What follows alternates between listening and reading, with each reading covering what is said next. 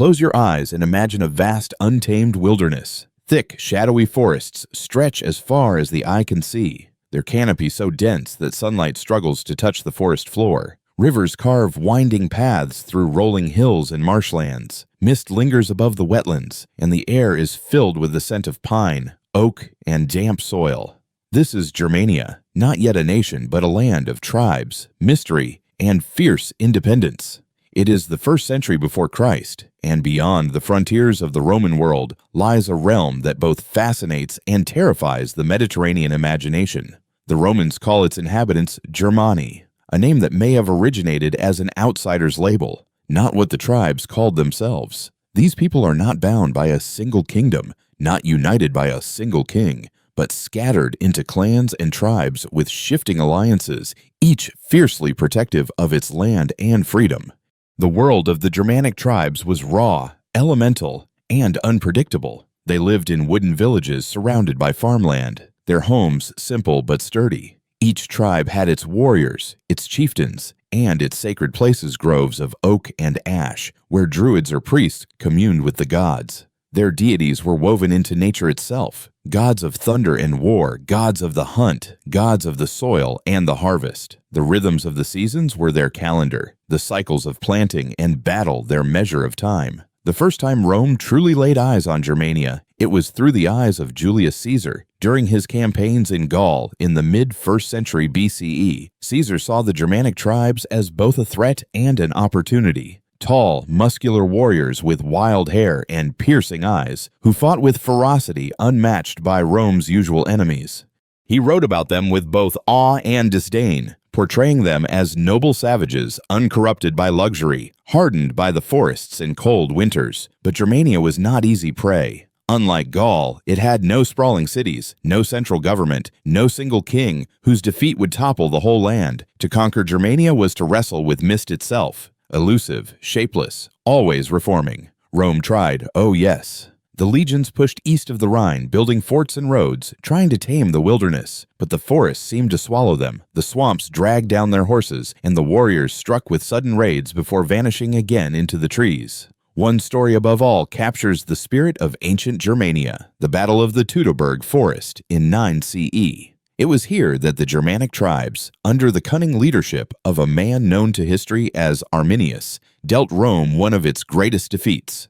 Arminius had once served in the Roman army, had worn their armor, learned their tactics, and spoken their tongue. To the Romans, he was a loyal ally, a commander of auxiliary troops. But beneath the polished armor beat the heart of a Germanic chieftain's son. He knew Rome's arrogance, its hunger for conquest, and he knew the forests of his homeland better than any invader ever could. When the Roman governor, Publius Quinctilius Varus, led 3 legions deep into the Teutoburg forest, confident in his control, Arminius struck. The tribes, normally fractious and divided, had been persuaded to unite for this one decisive blow. The legions found themselves hemmed in by trees, rain pouring down, their long lines stretched and vulnerable. From the shadows came the ambush, spears hurled, war cries echoing, the thunder of warriors charging through the mud. For days the slaughter continued. Legionaries tried to form ranks, but the terrain betrayed them.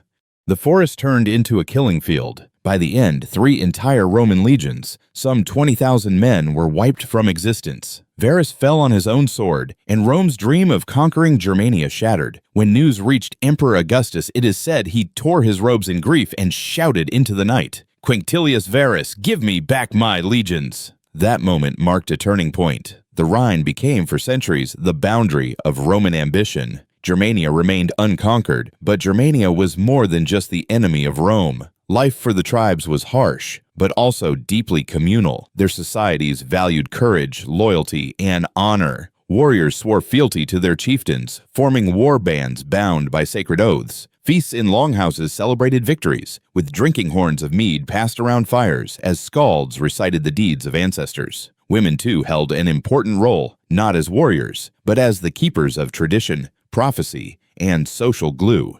Roman writers often remarked, sometimes with envy, on the respect Germanic men showed to their women, who were seen as voices of wisdom and even omens of the gods.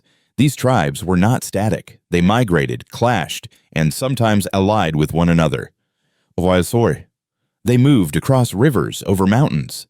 into new lands, seeking better soil or fleeing stronger enemies. Over centuries, these migrations would shake the very foundations of Europe as Germanic tribes spilled across the crumbling Roman Empire. It is easy from the vantage of today to look for Germany in these early centuries and see a nation waiting to be born. But in truth, there was no Germany then. Only tribes with names like the Cherushi, the Suebi, the Chatti, the Marcomanni, the Saxons, and the Goths. Their languages were related, their gods familiar, their customs shared, but unity was still a dream beyond the horizon.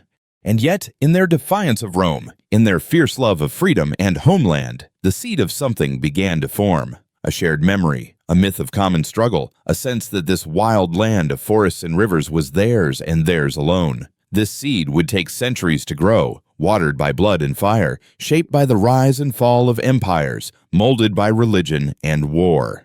But here, in the shadows of the Teutoburg forest, in the voices of warriors chanting to their gods before battle, in the silence of oak groves where offerings were left for unseen spirits, here lay the first whispers of a people who would one day call themselves Germans. As the Roman world expanded elsewhere, into Britain, into North Africa, across the Middle East, Germania remained the land that Rome could not tame. For the Germanic tribes, this was both a triumph and a curse. They kept their freedom, yes, but at the cost of remaining fragmented, forever vulnerable to stronger, more organized powers.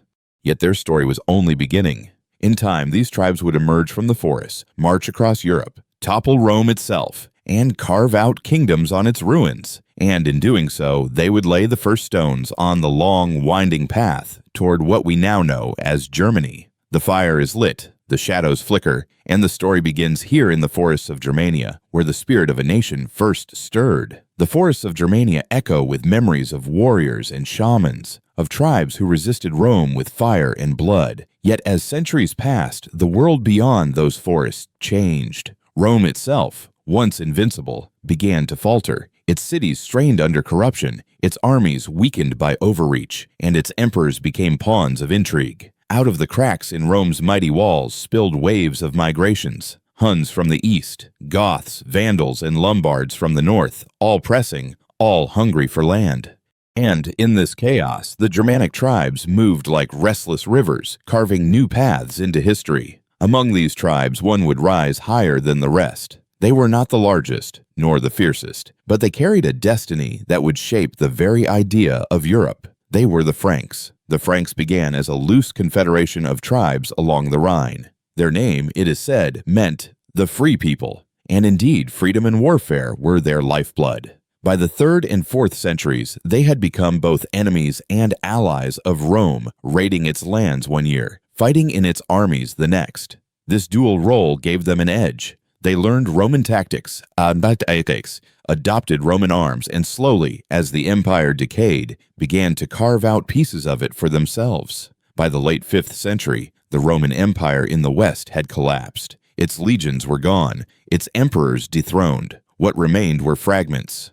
Barbarian kingdoms built on Roman ruins, and among them, the Frankish realm began to expand. At the heart of this story stands a single figure, Clovis, who ruled the Franks at the end of the 5th century. Picture him, tall, broad-shouldered, a warrior king draped in a cloak of fur, his sword gleaming in the firelight. He was ruthless, cunning, and ambitious qualities that marked him as a man destined to be remembered. Clovis united the Frankish tribes under his banner, a feat as rare as taming the wind. Through battle, alliances, and assassination when needed, he forged one kingdom, where before there had been many. In 486, he defeated the last Roman commander in Gaul, effectively claiming the old Roman province for himself. The Franks were no longer raiders, they were rulers. But Clovis's greatest decision was not made on the battlefield. It was made in the realm of faith. Like most Germanic tribes, the Franks had followed their own gods, and some, like the Visigoths, had adopted a variant of Christianity known as Arianism. But Clovis's wife, Clotilde, was a devout Catholic Christian, and she urged him to convert. At first, Clovis resisted, yet during a desperate battle, when defeat seemed certain, he is said to have cried out to the Christian God, promising to believe if victory was granted. Victory came, and Clovis kept his word. In 496, Clovis was baptized by Saint Remigius in Reims, along with thousands of his warriors. Imagine the scene. the king in a white robe, standing in the great cathedral as holy water poured over his head. His warriors, hardened killers, followed him into the faith, one after another, their swords now pledged not only to their king, but also to the church. This was more than a spiritual act. It was a political masterstroke. Unlike other Germanic rulers, Clovis embraced Catholic Christianity, aligning himself with the majority of his Roman subjects and with the powerful bishops who still held sway across Europe. With this single act, Clovis wove the Franks into the fabric of Christian Europe. Clovis founded what became known as the Merovingian dynasty, named after his legendary ancestor, Merovech. The Merovingian kings were often called the long-haired kings, for their flowing hair was a symbol of royal authority. They ruled over a realm that stretched from the Rhine to the Pyrenees, the foundation of what would one day become France and Germany alike. But power, once won, is never safe. After Clovis's death, his kingdom was divided among his sons, following the old Frankish custom. Brothers turned against brothers, cousins plotted against cousins. For 2 centuries, the Merovingian dynasty was plagued by feuds, assassinations, and weak kings manipulated by ambitious nobles. Yet beneath this chaos, the Franks held something precious: legitimacy. They had Rome's legacy, the Church's blessing, and the fertile lands of Gaul. This combination ensured that, despite internal strife, their realm endured while others crumbled. As Merovingian kings grew weaker, real power began to shift. The day-to-day rule of the kingdom fell increasingly to the mayors of the palace, powerful officials who managed the royal household but soon controlled the realm itself. Among these mayors, one family rose to dominance: the Carolingians. Their story began with Charles Martel, whose name still echoes like a war cry. In 732, Charles faced an invading army from the Muslim Umayyad Caliphate near the town of Tours. With Europe's future hanging in the balance, Charles led the Frankish warriors to a decisive victory, halting the advance of Islam into Western Europe. This victory earned him the name Martel, the Hammer. Charles Martel never became king, but his power was undeniable. His descendants would take the next step, seizing the throne itself. And among them was a figure destined to be remembered as one of the greatest rulers in all of history. Enter Charlemagne, grandson of Charles Martel, crowned king of the Franks in 768. His name alone carries the weight of legend: Carolus Magnus Charles the Great. He was a giant of a man, said to stand over 6 feet tall with piercing eyes and a commanding presence. His vision was as vast as his frame, to unite Europe under his sword and his faith. Charlemagne was a conqueror. He expanded the Frankish realm into modern-day Germany, Italy, and beyond. He crushed the Lombards in Italy, subdued the Saxons in bloody wars that lasted decades, and pushed the frontiers eastward against the Slavs and Avars. His empire stretched from the Pyrenees to the Danube, from the North Sea to central Italy, a realm unseen since the glory days of Rome. But Charlemagne was more than a warrior. He was a builder of a new civilization. He fostered learning, bringing scholars like Alcuin of York to his court at Aachen. Under his rule, monasteries preserved ancient texts, schools educated the sons of nobles, and the Carolingian Renaissance blossomed, a revival of knowledge that kept the light of learning alive through the darkness of the Middle Ages. The climax of Charlemagne's story came on Christmas Day in the year 800. In the Grand Basilica of St. Peter's in Rome, as the choir sang hymns, Pope Leo III placed a golden crown upon Charlemagne's head. The crowd shouted, "Long life and victory to Charles, the most pious Augustus crowned by God, the great and pacific emperor of the Romans." In that moment, the Western Roman Empire was reborn, not in Rome, but in the hands of a Germanic king who had risen from the forests of Germania. Charlemagne became the first Holy Roman Emperor, a title that would echo through 1,000 years of history.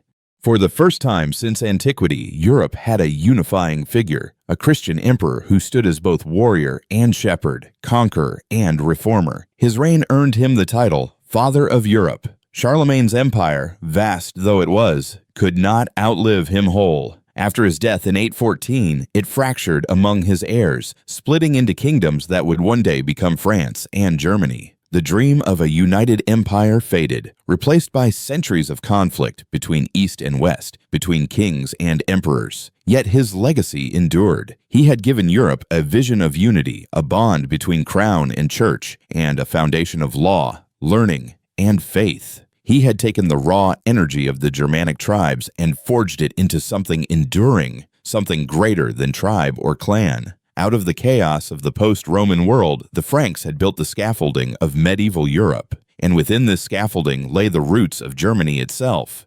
The eastward lands of Charlemagne's empire, where Saxons, Bavarians, and Swabians became subjects of a king, and later citizens of a greater whole. The story of the Franks is not just the story of one tribe among many. It is the story of transformation, from forest warriors to kings, from pagans to Christians, from tribal chieftains to emperors crowned by the Pope. In their rise, we see the beginnings of the idea of Europe itself, an idea that would shape the destiny of Germany for centuries to come. The age of the Franks had drawn the Germanic world out of the shadows of Rome and into the light of a new civilization, but this light would cast long shadows of its own. For unity was fragile, and the centuries ahead would bring division, feudal strife, and the slow, grinding birth of nations. And so the tale moves forward toward the dawn of the Holy Roman Empire, where kings would dream of ruling as successors of Caesar, and where the heart of Germany would begin to beat more clearly. The empire of Charlemagne had risen like a blazing sun over Europe, but like all suns, it eventually set. When the great king died in 814, his heirs squabbled, his empire cracked, and from its ruins emerged rival kingdoms. The west became France. The east, stretching across the lands of the Saxons, Bavarians, Swabians, and Franconians, would evolve into something new, something destined to carry the idea of Rome into the Middle Ages. This was the land that would one day be called Germany. But before it could become Germany, it first became the beating heart of a new empire, the Holy Roman Empire. Its foundations were laid in the 10th century, built on the legacy of Charlemagne, but reshaped by a new dynasty, a new order, and a ruler whose name would echo through centuries: Otto the Great. In the East Frankish kingdom, power was fragile after Charlemagne's empire fractured. Kings came and went, often too weak to control the dukes who ruled Bavaria, Saxony, Swabia, and Franconia, like little kings in their own right. Feudalism had taken root, and loyalty flowed not upward to a king, but sideways to local lords. It seemed that unity was slipping away. And yet, the East had something that the West lacked: resilience. On its borders pressed enemies: the Magyars, fierce horsemen sweeping in from the Hungarian plains, the Slavs testing the boundaries in the East, and the Vikings who still raided from the north. To survive, the East needed strength, leadership, and above all, a figure who could pull its scattered lands together. That figure first appeared in the person of Henry the Fowler, Duke of Saxony, who became king of East Francia in 919. He was not crowned in Rome by a pope, nor did he claim the old imperial title. Instead, he was a practical man, a hunter-king, whose nickname came from being found tending his falconry birds when offered the crown. Henry began the slow work of binding the dukes to his authority, not by crushing them outright, but by forging alliances. He reorganized defenses, building fortified towns, burgeoned to resist Magyar raids. When the horsemen struck, the town stood firm, and Henry's troops pushed back. The kingdom, fragile though it was, began to feel a spine of strength forming. But it was Henry's son who would transform this fragile kingdom into an empire. In 936, Otto I, son of Henry the Fowler, was crowned king at Aachen, the city of Charlemagne. From the moment the crown touched his head, Otto carried himself not merely as a king, but as the heir to an empire. Tall, commanding, and ambitious, he saw himself as both warrior and ruler, chosen by God to bring order to a chaotic world. His reign was not without trials. The dukes resisted his authority, rebelling more than once. His own family rose against him, brothers scheming, nobles testing his power, but Otto was unyielding. At the Battle of Lechfeld in 955, he achieved his greatest triumph. The Magyars, those horsemen who had terrorized Europe for generations, swept into Bavaria in a massive raid. Otto rallied his forces: Germans, Bavarians, even allies from far lands, and crushed the Magyars in a decisive battle. The Hungarian threat was broken forever, and Europe breathed a sigh of relief. In the eyes of his people, Otto was more than a king. He was a savior, a unifier, a man touched by destiny. Otto's greatness reached its peak in the year 962. Like Charlemagne before him, he marched into Italy, where the papacy was threatened by local lords and rival kings. He restored order, defended the Pope, and in gratitude, Pope John XII placed a golden crown upon his head. Otto was now Emperor of the Romans, reviving the imperial title once more. But unlike Charlemagne, whose empire had spanned both east and west, Otto's empire was firmly rooted in the German lands. The Holy Roman Empire had been born, and at its core lay what we now call Germany. This was not a centralized nation in the modern sense. It was a patchwork of duchies, bishoprics, and free cities, all bound by loyalty, sometimes fragile, to an emperor who claimed authority over them. Yet the symbolism was immense. The Germans were no longer mere tribes or fractured lords. They were the heart of Christendom, guardians of Rome's legacy, chosen by God to protect the church and rule in his name. Otto understood that his empire needed more than swords. It needed spiritual legitimacy. He turned to the church, forging a partnership that would define the Middle Ages. He appointed bishops and abbots, men of learning and loyalty, to govern alongside him. In return, the church gained protection, wealth, and influence. This alliance of altar and throne became the backbone of the Holy Roman Empire. Yet it was also a double-edged sword. For while the emperor crowned by the Pope carried divine authority, the Pope too claimed supremacy, insisting that no emperor could rule without Rome's blessing. The seeds of conflict between emperors and popes were sown in Otto's day, seeds that would grow into bitter struggles in centuries to come. Otto the Great died in 973, leaving behind not just a kingdom, but a vision. His empire stretched across modern Germany, Austria, Switzerland, and northern Italy. He had defeated external enemies, bound the dukes to his crown, and set the church as his ally. To his contemporaries, he seemed the new Charlemagne, the restorer of Roman glory. But in truth, the empire he created was fragile. It was vast, yes, but woven together from competing powers. Dukes and bishops still ruled their lands with great independence. Italy was restless, the papacy unpredictable.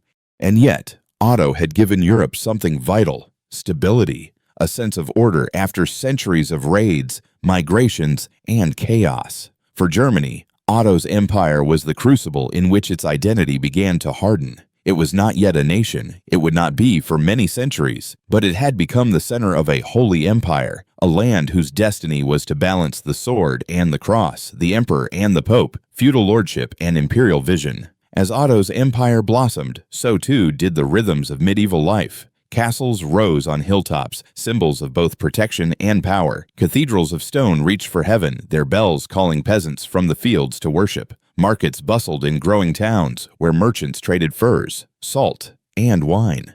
The feudal system bound peasants to their lords, lords to their dukes, and dukes to the emperor, each link in the chain both protective and oppressive. The German lands became a crossroads of culture. Latin remained the language of church and law, but the old Germanic tongues evolved into early forms of German, spoken in villages and sung by poets. Legends of heroes like Siegfried and the Nibelungs echoed in song, keeping alive the spirit of the old tribes even as the empire wore the robes of Rome. The dawn of the Holy Roman Empire was both a triumph and a paradox. Otto the Great had revived the dream of Rome, yet it was a Rome reborn in the forests and rivers of Germany. His empire was not the centralized might of Caesar, but a mosaic of dukes, bishops, and free men bound loosely under a crown of faith and tradition. For the people of the 10th century, Otto's rule meant peace after storm, order after chaos. For history, it marked the beginning of a millennium-long dance between emperors and popes, between the dream of unity and the reality of division. And so, as the 11th century dawned, Germany stood not as a nation, but as the sacred heart of a holy empire. Yet within that heart, ambition, rivalry, and faith would clash again and again, shaping the destiny of Europe. The story moves forward toward the age of castles and knights, of lords and vassals, of a feudal Germany where loyalty and betrayal walked hand in hand. The age of Otto the Great had brought unity, but unity in the Middle Ages was never permanent. His successors inherited an empire crowned with glory, but woven together with threads so fragile that time and ambition soon pulled them apart. The Holy Roman Empire was not a single kingdom in the modern sense. It was a patchwork quilt of duchies, bishoprics, abbeys, and free cities. To look at a map of medieval Germany was to see a mosaic. Countless lords ruling their castles, bishops tending their lands, abbots governing monasteries, each swearing loyalty to the emperor, yet each guarding independence fiercely. This was the world of feudal Germany, a world where power was both everywhere and nowhere at once. It was the age of castles rising above river valleys, of knights sharpening their swords in smoky halls, of peasants laboring in fields while priests tolled bells from stone towers. An age both brutal and beautiful, where loyalty could be bought with land and betrayal could be sealed with blood. Otto's empire had depended on the balance between dukes, bishops, and emperor. But as generations passed, the dukes grew stronger. The emperor might wear a crown, but each duke ruled his land like a king. Bavaria, Saxony, Swabia, Franconia, Lorraine. These names became powers in their own right. The emperor's authority was respected, yes, but it was not absolute. When the emperor called for armies, dukes weighed their loyalty against their ambitions. When he demanded taxes, they often found excuses. And when he sought to expand into Italy, many grumbled at the burden of distant wars. The result was a kingdom both vast and fragile, grand in theory but fragmented in practice. Now picture Germany in the 11th century, castles perched on every hilltop, their stone walls rising above the forests and rivers. Each castle was both fortress and symbol, a declaration of independence by the lord who built it. From their towers, knights looked out over villages and fields, watching the peasants who tilled their soil and paid their dues. For the peasants, life was a cycle of toil. At dawn, they bent their backs in fields of rye and wheat. At dusk, they returned to huts of timber and thatch. The harvest fed their lords first, their families second. In return, they received protection, or so it was said. In truth, protection often meant being dragged into wars not their own, forced to fight for a lord's quarrel against a neighbor. The castle was safety and oppression, hope and fear. Its shadow reminded all who lived below that power rested not in faraway emperors, but in the stone walls looming above.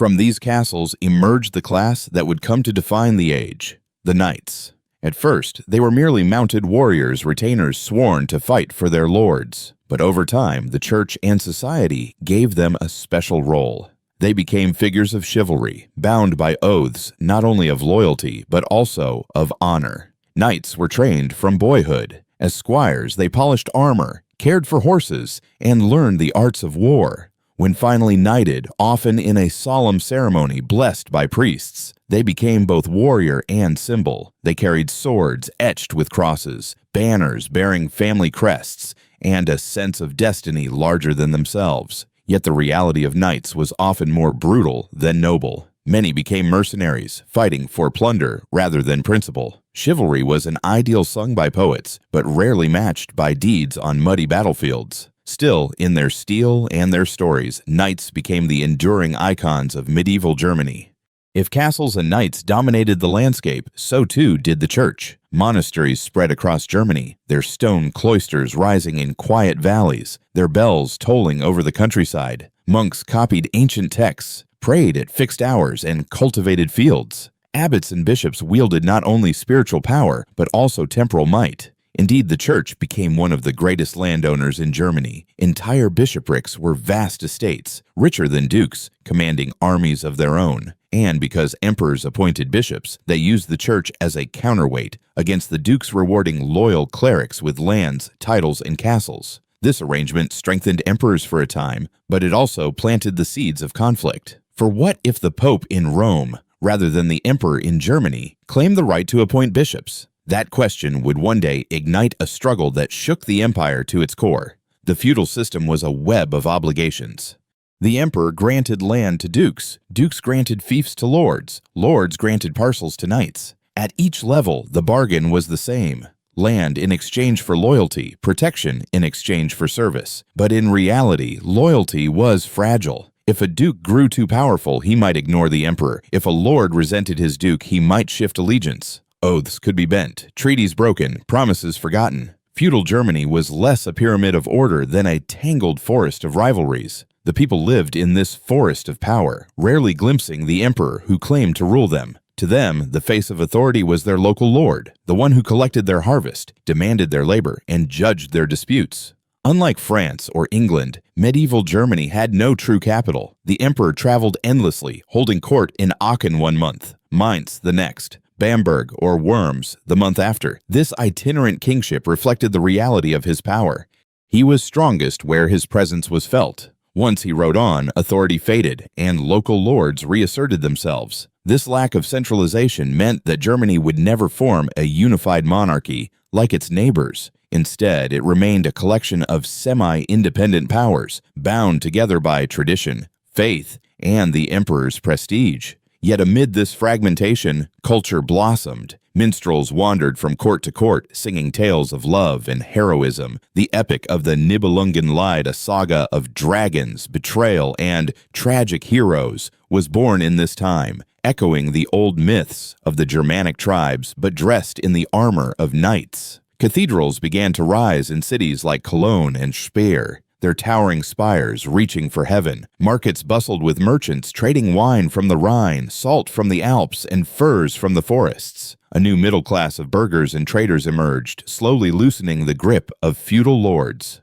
For all its violence and division, medieval Germany was alive with color, sound, and spirit, a land where stone and song mingled, where knights jousted in tournaments and peasants danced at village fairs. The Germany of the feudal age was not a nation, but a patchwork of worlds within worlds. Castles loomed over villages, cathedrals overshadowed markets. Emperors rode from city to city, wearing crowns that gleamed but never fully commanded obedience. It was a land of contradictions, proud yet fractured, pious yet warlike, bound by oaths yet broken by ambition. And within this restless mosaic, the foundations of future Germany were laid not in unity, but in diversity, not in one capital, but in countless castles, towns, and churches. The story now moves forward toward the rise of cities and merchants, of leagues of trade that would challenge lords and emperors alike. For in the north, along the wind-swept coasts of the Baltic and the North Sea, a new power was stirring.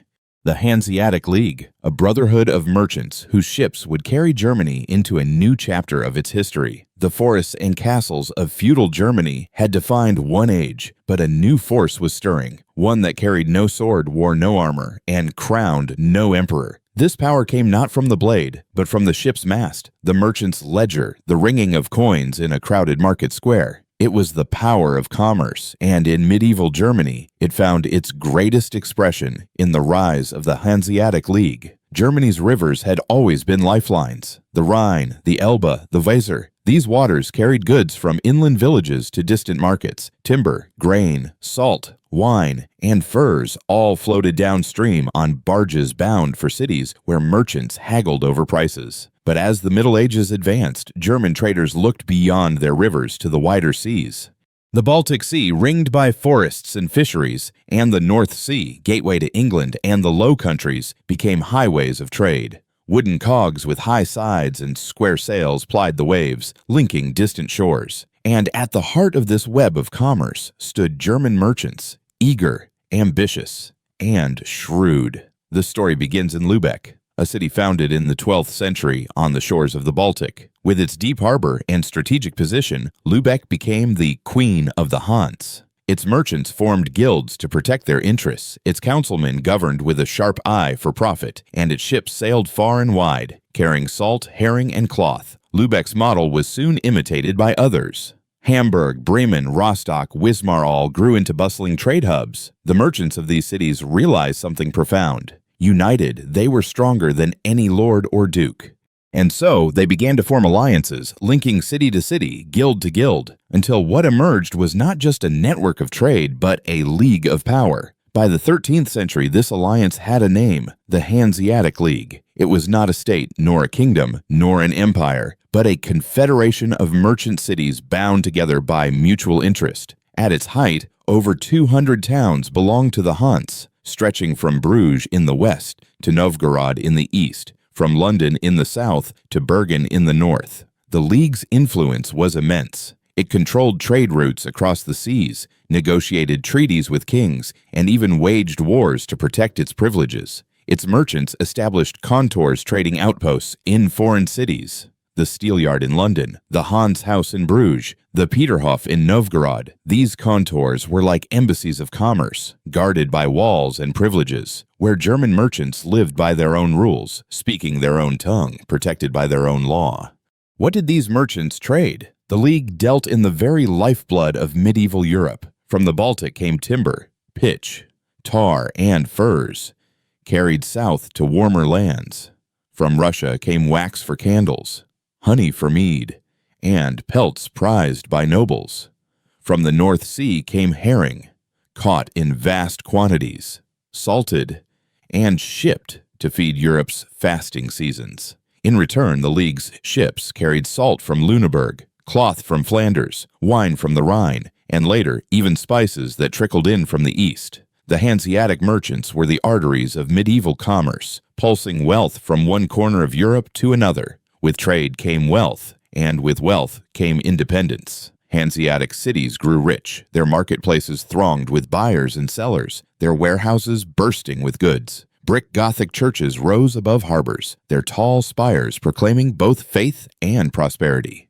Town halls were built as symbols of civic pride, where councils of merchants met to govern their affairs. Unlike feudal villages under the thumb of lords, these cities tasted a new kind of freedom, urban liberty. Merchants elected councils, wrote charters, and minted coins. They paid lip service to dukes or emperors, but real power rested in the guild halls, where the merchant elite set the rules. In Germany, for the first time, cities became political actors in their own right. The Hanseatic League was not merely a trading bloc, it was also a power willing to defend its interests by force. When pirates threatened their ships, the League raised fleets to hunt them down. When Danish kings tried to control Baltic trade, the League waged war and forced concessions. In 1368, the Hanse even defeated Denmark in the Treaty of Stralsund, securing dominance over the Baltic. Imagine it, not kings, not emperors, but merchants dictating terms to monarchs.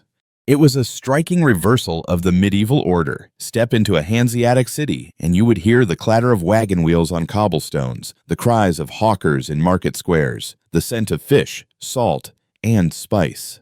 Guilds controlled every craft. Bakers, butchers, blacksmiths, and weavers all guarded their trades with strict rules. Apprentices trained for years before earning the right to practice a craft. Merchants lived in tall brick houses, their facades facing the street, their storerooms stretching deep behind. Ships unloaded goods at wooden quays, where stevedores worked from dawn till dusk. At night, taverns echoed with song, while in council halls, stern-faced aldermen debated laws and taxes. The city was a world apart from the feudal countryside. Its heartbeat was commerce, its soul was independence, its faith was prosperity. But like all powers, the Hanseatic League had its limits. By the 15th century, new powers rose to challenge it.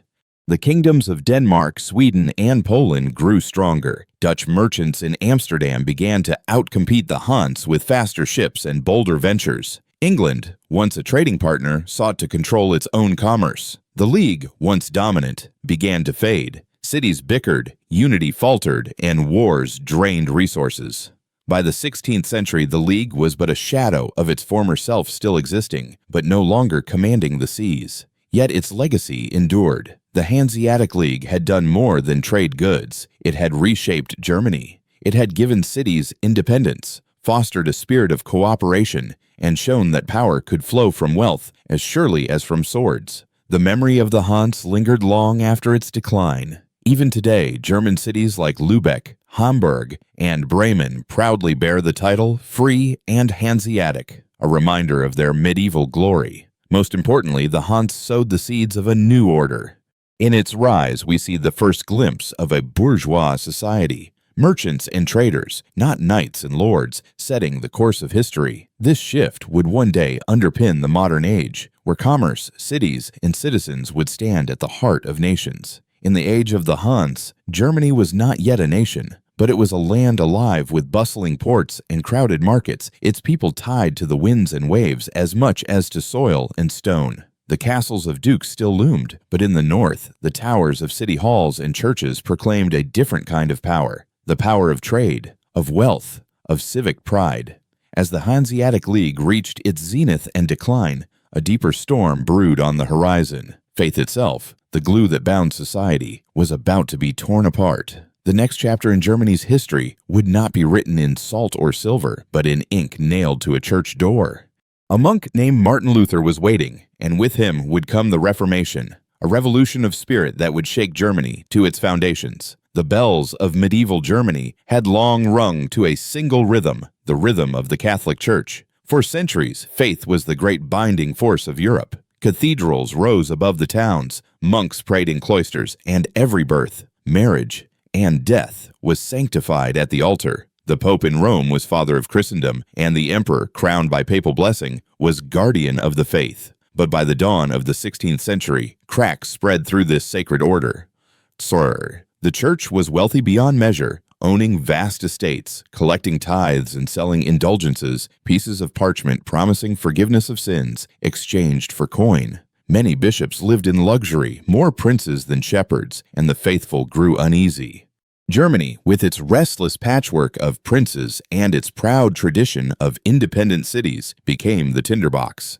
And into this tinderbox stepped a man whose hammer struck the spark that set Europe aflame, Martin Luther. Luther was born in 1483 in Eisleben, the son of a miner who worked the harsh Saxon soil. His father dreamed of sending him to law school, but fate led young Martin into a monastery. There, in the quiet stone halls of the Augustinian order, he wrestled with the deepest questions of the soul. How could a sinful man stand before a righteous God? Could fasting, pilgrimages, or indulgences wash away guilt? No matter how fervently he prayed, Luther felt unworthy, terrified by the weight of divine judgment. His breakthrough came in study, poring over the letters of St. Paul, where he found words that struck him like lightning. The just shall live by faith.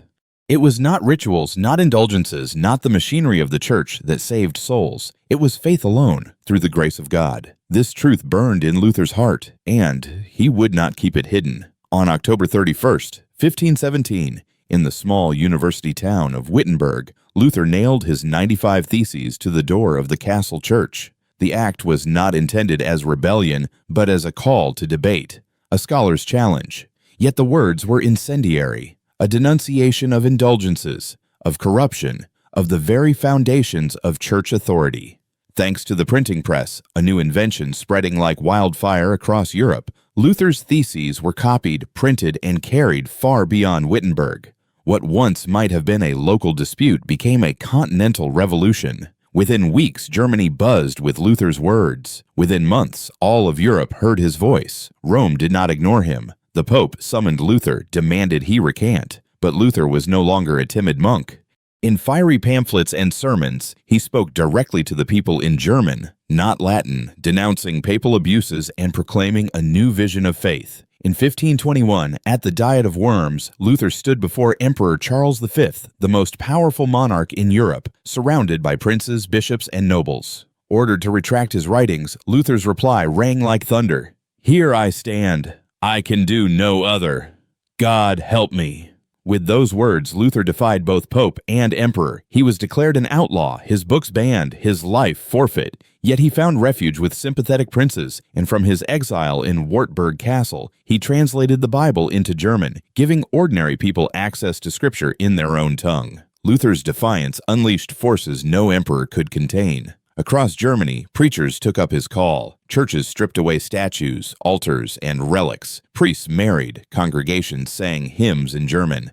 Faith was reborn, not as a distant hierarchy, but as a personal relationship with God. Princes saw opportunity in Luther's message. By embracing the Reformation, they could free themselves from papal authority, seize church lands, and strengthen their independence. For cities and towns, it was a chance to assert self-rule, guided by councils and pastors, rather than bishops appointed from afar. But unity was fleeting. Luther's teachings inspired other reformers, Zwingli in Switzerland, Calvin in Geneva, radical Anabaptists preaching communal living and rejection of infant baptism. Soon, Protestantism fractured into streams and sects, each with its own vision of God's truth. The Reformation was not only a spiritual awakening, it was a spark for conflict. Neighbor fought neighbor, prince fought prince, city fought city. Peasants, inspired by talk of freedom and equality, rose in revolt in 1524, demanding not only religious reform but social justice. Luther, horrified by their violence, condemned them, and the rebellion was crushed in blood. For decades, Germany became a patchwork of faiths. Some princes remained loyal to Rome, others embraced Luther's cause. Families were divided, towns split, and the once unified rhythm of bells across Christendom became a clamor of competing doctrines. If Luther was the voice, the printing press was his trumpet. For the first time in history, ideas spread faster than kings could censor them, faster than armies could suppress them. Pamphlets, woodcuts, and translations of scripture poured off presses in Leipzig, Nuremberg, and Wittenberg. Faith was no longer confined to priests and scholars. It was carried in the hands of merchants, artisans, and peasants. This democratization of knowledge reshaped Germany. Literacy grew, education expanded, and a new public opinion emerged, one that rulers could not ignore. The age of unquestioned authority was over.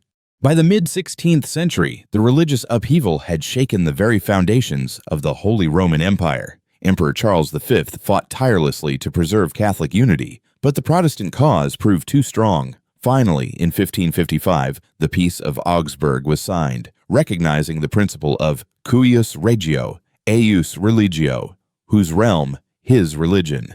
Each prince could now determine whether his lands would be Catholic or Lutheran. It was a compromise, a fragile peace, and it excluded other reformers like the Calvinists and Anabaptists. But for Germany, it marked a turning point. Faith was no longer universal. The unity of Christendom was shattered. The Reformation reshaped not only religion, but the very fabric of German society. Cathedrals once filled with relics now echoed with sermons in the vernacular. Schools spread literacy so children could read the Bible. Hymns, sung by entire congregations, gave worship a new voice.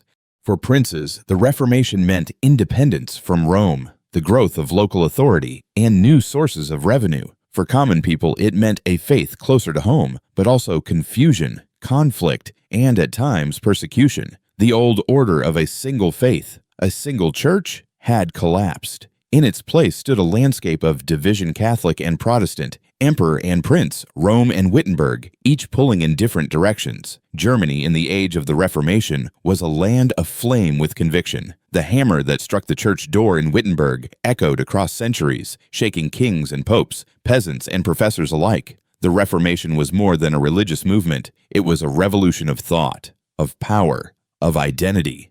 Yet this revolution came at a price. The unity of Christendom was lost, and in its place rose decades of suspicion, rivalry, and war. The seeds sown in Luther's day would grow into storms yet to come, storms that would devastate Germany in ways unimaginable. For now, the story moves forward toward one of the darkest chapters of its history, when faith and politics collided in a conflict so brutal, so total, that it would leave the land scarred for generations. The 30 Years' War. The hammer blow of Martin Luther had cracked the unity of Christendom. For a time, the Peace of Augsburg in 1555 seemed to offer a fragile balance, letting princes choose between Catholicism and Lutheranism. But beneath this compromise, tension smoldered. Faith had become political, politics had become faith, and across Germany, suspicion festered like an open wound. By the early 17th century, Europe stood on the edge of catastrophe. The spark that would ignite it came not from kings or emperors, but from a single violent act in the city of Prague, a moment that sent Germany tumbling into the abyss of the 30 Years' War, the bloodiest conflict of the age. The defenestration of Prague. The year was 1618. In Bohemia, a land of restless nobles and shifting allegiances, tensions between Protestants and Catholics boiled over. The Catholic king, Ferdinand of Styria, sought to impose strict control and reinforce the old faith. The Protestant nobles, fearing their freedoms lost, gathered in Prague Castle. In a fury, they seized 2 royal officials and hurled them out of a high window. Miraculously, the men survived falling, it was said, onto a dung heap. But the message was clear. Defiance had begun. This act, remembered as the defenestration of Prague, was the gunshot that set Europe ablaze. The Protestants of Bohemia rose in rebellion, declaring Ferdinand deposed. The Habsburg Emperor, defender of Catholicism, prepared for war. Soon, the entire empire was drawn into the conflict. At first, the war seemed a local uprising, but in the patchwork of the Holy Roman Empire, every spark risked spreading. Protestant princes saw an opportunity to check the emperor's power. Catholic princes rallied to his side. and behind them foreign powers circled like wolves: Spain, France, Sweden, Denmark, each eager to shape Germany's fate. The first phase, known as the Bohemian Revolt, ended quickly in blood. At the Battle of White Mountain in 1620, the imperial army crushed the Protestants, and Bohemia fell under harsh Catholic rule. Churches were reclaimed, nobles executed or exiled, lands confiscated. But the rebellion's defeat did not bring peace. Instead, it opened the floodgates to 30 years of war. The conflict soon spread to the German heartland. Denmark's King Christian IV intervened, hoping to support Protestants and expand his influence.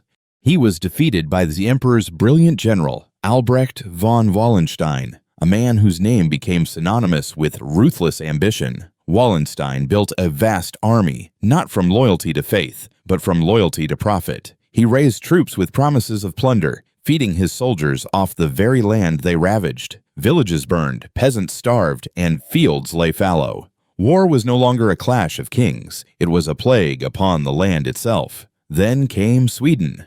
In 1630, the Lutheran king Gustavus Adolphus, known as the Lion of the North, landed in Germany. A brilliant tactician, he electrified the Protestant cause, winning victory after victory. His musketeers and mobile artillery transformed the battlefield. At Breitenfeld in 1631, he crushed imperial forces, proving the emperor could be beaten. But glory was fleeting. In 1632, at the Battle of Lutzen, Gustavus fell in the smoke and chaos. His body left lifeless on the field.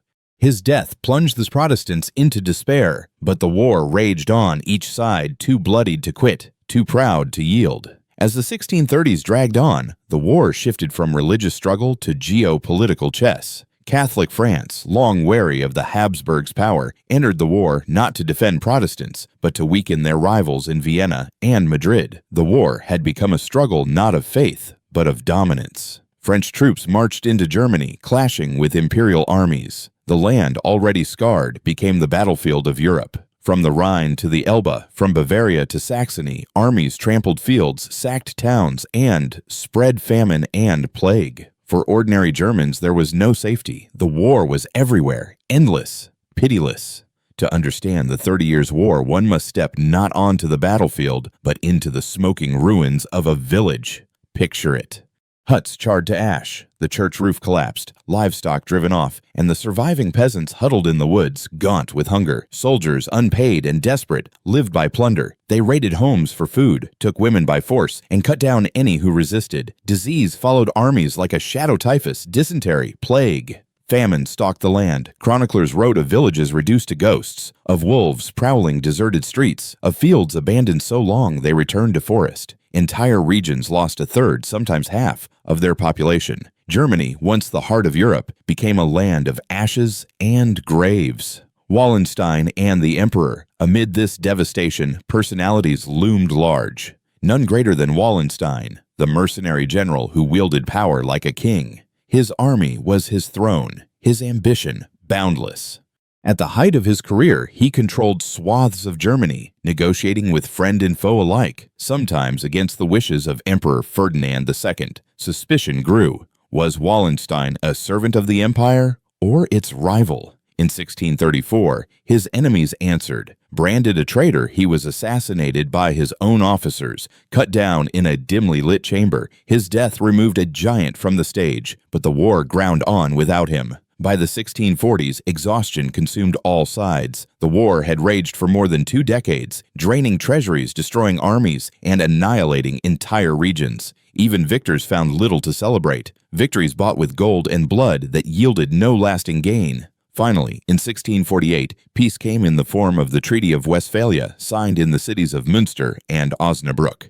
The treaty redrew borders, recognized the independence of the Dutch Republic, and allowed princes within the Holy Roman Empire to choose their own faith, Catholic, Lutheran, or Calvinist. But its significance ran deeper. Westphalia marked the birth of the modern state system, recognizing the sovereignty of states over their own affairs. The dream of a unified Christendom was gone forever, replaced by a Europe of nations, interests, and fragile balances of power. For Germany, the cost was catastrophic. Towns that once thrived lay in ruin. Populations shrank by millions. Commerce faltered, fields lay abandoned, and generations grew up knowing only war. The Holy Roman Empire, already fragmented, emerged weaker still, its princes more independent, its emperor diminished, and yet, amid the ruins, seeds of resilience endured. Cities like Hamburg and Frankfurt slowly rebuilt trade. Peasants returned to charred villages, replanting fields. Life, stubborn and unyielding, began again. The 30 Years' War was a crucible of fire that reshaped Germany and Europe alike. Born of faith, it ended in politics. Fought in the name of God, it left a trail of ruin that seemed almost godless. For Germans, it was a scar that would not heal for centuries, a reminder of how division could destroy a land from within. As the smoke cleared and the treaties were signed, Germany entered a new chapter, not of unity, but of survival. The empire staggered forward, weakened but not destroyed, and in the centuries to come, its dukes and kings would rise again, seeking to rebuild strength in a world forever changed by the lessons of Westphalia. The story moves next to the age of absolutism and enlightenment, when kings like Frederick the Great would try to carve order out of chaos, and when reason itself would challenge tradition in the German lands. The smoke of the 30 Years' War lingered long after its cannons fell silent. Across Germany, villages lay in ruin, fields had turned to wilderness, and once proud cities were shadows of themselves. The Treaty of Westphalia, 1648, had ended the slaughter, but it had also cemented the fragmentation of the Holy Roman Empire. Over 300 principalities, duchies, bishoprics, and free cities dotted the map of Germany, each with its own ruler, its own laws, and its own ambitions. The emperor remained in Vienna, cloaked in prestige, but his power was hollow. Real authority lay with local rulers, some petty, some great. And among these rulers, one house was destined to rise higher than the rest. Its lands were scattered, its power modest, but its ambition was relentless. This was the House of Hohenzollern, and its realm, once a backwater, would one day become the iron spine of Germany. Its name was Prussia. In the 17th century, Brandenburg Prussia was a patchwork realm, with territories scattered from the sandy plains of Brandenburg to distant East Prussia on the Baltic. Its capital, Berlin, was no Paris or Vienna, just a provincial town surrounded by forests and marshes. But what it lacked in splendor, it made up for in resilience. Its rulers, the electors of Brandenburg, understood that in a land weakened by war and surrounded by ambitious neighbors, survival demanded discipline. They built standing armies where others relied on mercenaries. They centralized authority where others let nobles run wild. They taxed, drilled, and prepared. This spirit found its greatest champion in Frederick William, the Great Elector, 1640 to 1688. Rising to power in the wreckage of the 30 Years' War, he forged Prussia's foundations with iron determination. He subdued the unruly Junker nobility, built a disciplined army, encouraged trade, and welcomed Protestant refugees expelled from other lands, who brought skills and industry. By the time he died, Prussia was no longer a backwater, it was a rising power. The 17th and 18th centuries were the age of absolutism, when kings and princes across Europe claimed divine authority to rule. France had its Sun King, Louis XIV, whose splendor dazzled the continent. In Vienna, the Habsburgs draped themselves in Baroque majesty. In Prussia, absolutism wore a sterner face. The Hohenzollerns built not Versailles, but barracks. Not theaters, but arsenals. Their symbol was not the golden sun, but the steel sword. They ruled as sergeant kings, their courts austere, their eyes always fixed on the next campaign. The state became, as one Prussian thinker would later say, not a country with an army, but an army with a country. If the Great Elector laid the foundation, it was Frederick William I, 1713-1740, who hammered it into shape. Known as the Soldier King, he lived in uniform, obsessed with discipline, drill, and order. He despised luxury, banished frivolity from his court, and poured every coin into his beloved army. Under his reign, Prussia's military swelled to over 80,000 men, one of the largest in Europe, despite ruling a relatively small population. Soldiers marched in lockstep, muskets gleaming, boots polished to mirror shine. He created the famous Potsdam Giants, a regiment of exceptionally tall soldiers, whom he collected like prized possessions. Yet Frederick William was more than eccentric. He reformed administration, cut corruption, and insisted on efficiency. He left his son not a glittering palace, but a war machine, and into the hands of that son fell the destiny of Prussia. That son was Frederick II, better known as Frederick the Great. 1712 to 1786. His youth was marked by tension with his stern father, who despised Frederick's love of music, philosophy, and French culture. Once, when the young prince tried to flee the rigid Prussian court, his father arrested him and forced him to watch the execution of his closest friend. Yet from this crucible of cruelty emerged a man of paradoxes, a philosopher king who adored Voltaire and the Enlightenment, but also a ruthless warrior who would carve empires with blood and steel. Frederick ascended the throne in 1740, inheriting his father's army and his grandfather's ambition. Almost immediately, he tested both. When the Habsburg Empress Maria Theresa inherited Austria's throne, Frederick saw opportunity. He invaded Silesia, a wealthy province, launching the War of the Austrian Succession, 1740 to 1748. The gamble was breathtaking, and it paid off. Against odds, Frederick held his conquest, stunning Europe. But it was the 7 Years' War, 1756 to 1763, that cemented his legend. Facing a coalition of Austria, France, Russia, and Sweden, Frederick fought with brilliance, maneuvering his smaller army to win battles against overwhelming foes. At Leuthen and Rossbach, his strategies became the envy of Europe. At times, it seemed Prussia was doomed, besieged on all sides. Yet fortune favored Frederick. Russia, his most dangerous enemy, abruptly withdrew after the death of its Tsar, saving Prussia from destruction. By war's end, Prussia had not only survived, but stood tall as a great power. Frederick was not only a general. In his palace of Sanssouci at Potsdam, he hosted philosophers, musicians, and poets. He corresponded with Voltaire, embraced Enlightenment ideals of reason and tolerance, and reformed his kingdom with a modernizing spirit. He promoted education, codified laws, drained swamps to expand farmland, and encouraged religious freedom. Catholics, Protestants, and Jews alike found a place in his Prussia not out of pure tolerance, but from his belief that the state's strength lay in using every subject's talents. Yet Frederick remained an absolutist. He ruled with iron authority, believing the king was the first servant of the state. His vision was pragmatic, a state built on discipline, efficiency, and service, not luxury or sentiment. Under Frederick's shadow, the broader German Enlightenment flourished. Thinkers like Leibniz, Kant, and Lessing challenged tradition with reason, questioning authority, exploring science, and laying foundations for modern philosophy. Universities became centers of debate, where students read not only scripture, but also mathematics, astronomy, and natural law. In literature, poets and dramatists began to forge a distinct German voice. What had once been a fragmented cultural landscape now stirred with intellectual energy, ideas crossing borders faster than armies.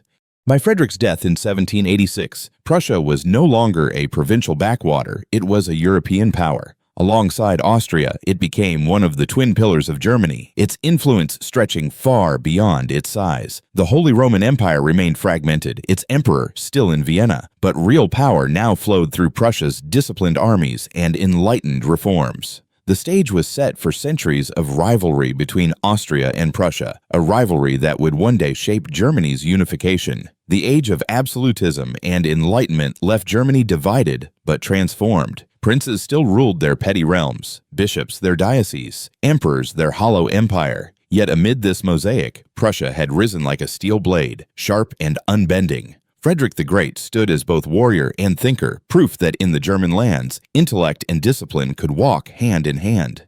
But even as Frederick built his palaces and philosophers debated reason, storm clouds gathered on the horizon. Across the Rhine in France, revolution brewed, and its thunder would soon echo across Germany. The next chapter would bring upheaval not of kings or merchants, but of an entire world order, the age of Napoleon and the reshaping of Europe.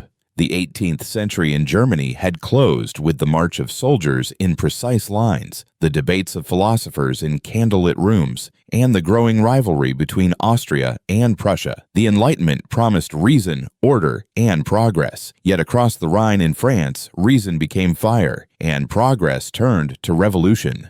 The French Revolution of 1789 sent shockwaves through Europe. Thrones trembled, crowns wavered, and ancient regimes shuddered before the cry of liberté, égalité, fraternité. For Germany, fragmented into hundreds of states, the revolution was at first a distant thunder, but soon that thunder became a storm.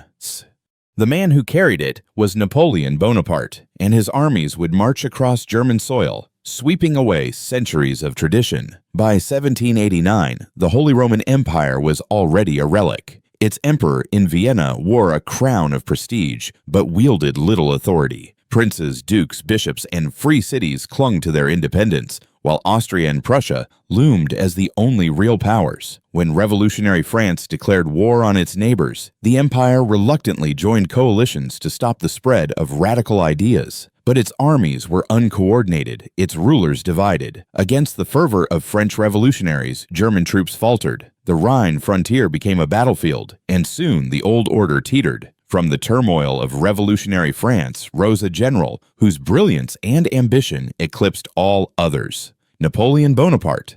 By the turn of the century, he had crowned himself Emperor of the French, commanding not just armies, but the imagination of Europe.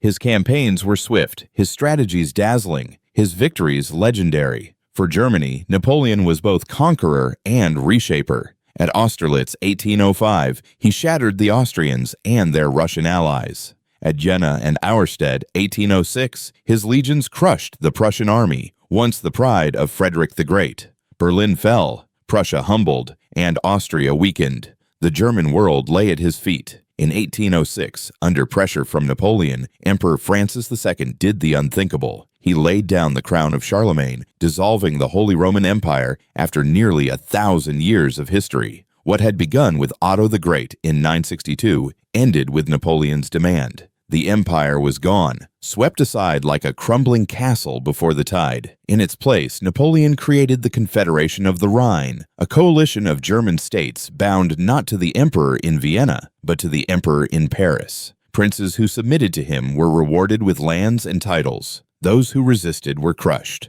Germany, fragmented still, now bent under the weight of French power. Yet Napoleon's conquest was not only destruction. His rule brought reforms that reshaped German lands. The Napoleonic Code introduced modern laws, sweeping away feudal privileges. Serfdom was weakened, guild restrictions lifted, and legal equality proclaimed. Roads, administration, and education saw improvement under French influence. For many Germans, these changes were intoxicating, a taste of modernity. For others, they were bitter, imposed by foreign hands. But even in resistance, a new consciousness stirred, a sense that Germans shared more than just geography, that perhaps they might one day rise together as a people. No state felt Napoleon's hand more heavily than Prussia. Once feared as Europe's military power, it was humiliated at Jena, occupied by French troops and forced to pay crippling indemnities. Its army was reduced to a token force, its pride shattered. Yet from this humiliation came renewal. Reformers like Baron von Stein and Scharnhorst began rebuilding Prussia, not with parade ground rigidity, but with merit, discipline, and national spirit. Education was reformed, the military reorganized, serfdom gradually dismantled. In the ashes of defeat, Prussia prepared for revival. As Napoleon's wars dragged on, resentment grew. German poets and thinkers began to speak of Vaterland, the fatherland, not as a patchwork of duchies, but as a shared homeland. Writers like Johann Gottlieb Fichte stirred patriotic feeling, calling for a German awakening. Peasants muttered under the weight of French taxes. Merchants chafed at blockades, and students whispered of liberty. Secret societies formed, weaving nationalism into their dreams. Though fragmented, the idea of Germany as a single people began to take root in hearts and minds. The turning point came with Napoleon's disastrous invasion of Russia in 1812. His grand army, once a juggernaut, staggered back in tatters. Across Europe, nations sensed weakness. In 1813, Prussia, Austria, and Russia rallied, urging Germans to rise. The call was answered. Volunteers flocked to join the struggle, peasants took up arms, and even students marched to battle. In October 1813, at the Battle of Leipzig, the Battle of Nations, the largest clash Europe had ever seen, Napoleon's forces were decisively defeated. The French were driven back, and German lands were freed. Napoleon's final defeat at Waterloo in 1815 ended the era of upheaval. In Vienna, diplomats from across Europe gathered to redraw the map. For Germany, the old empire was not restored. Instead, the German Confederation was created, a loose association of 39 states, dominated by Austria and Prussia. It was no nation, no unified state, but it was a framework, a stage on which the drama of German unity would slowly unfold. Nationalists were disappointed, conservatives reassured.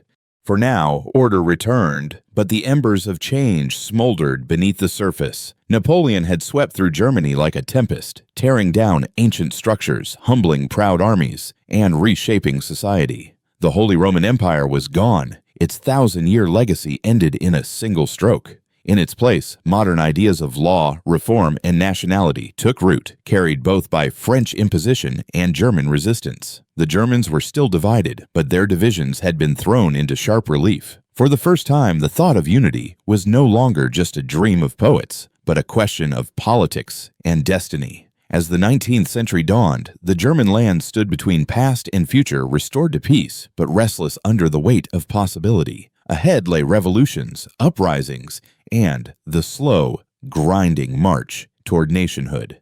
The story moves forward toward the Congress of Vienna's aftermath, the conservative order of Metternich, and the simmering forces of liberalism that would one day explode in the revolutions of 1848. The cannons of Leipzig had thundered, Napoleon had fallen, and Europe exhaled after 2 decades of upheaval. Yet victory alone could not restore order. The map of Europe lay shattered, its kingdoms toppled, its borders redrawn in fire and blood. From 1814 to 1815, the rulers of Europe gathered in Vienna to remake the world. The Congress of Vienna was more than a diplomatic meeting. It was a grand performance. Balls glittered, banquets overflowed, and waltzes filled the air. Yet behind the chandeliers and champagne, statesmen labored to rebuild an old order shaken to its core. For Germany, the decisions made in Vienna would shape an entire century. The end of the Holy Roman Empire was confirmed, and in its place rose a new political body, the German Confederation.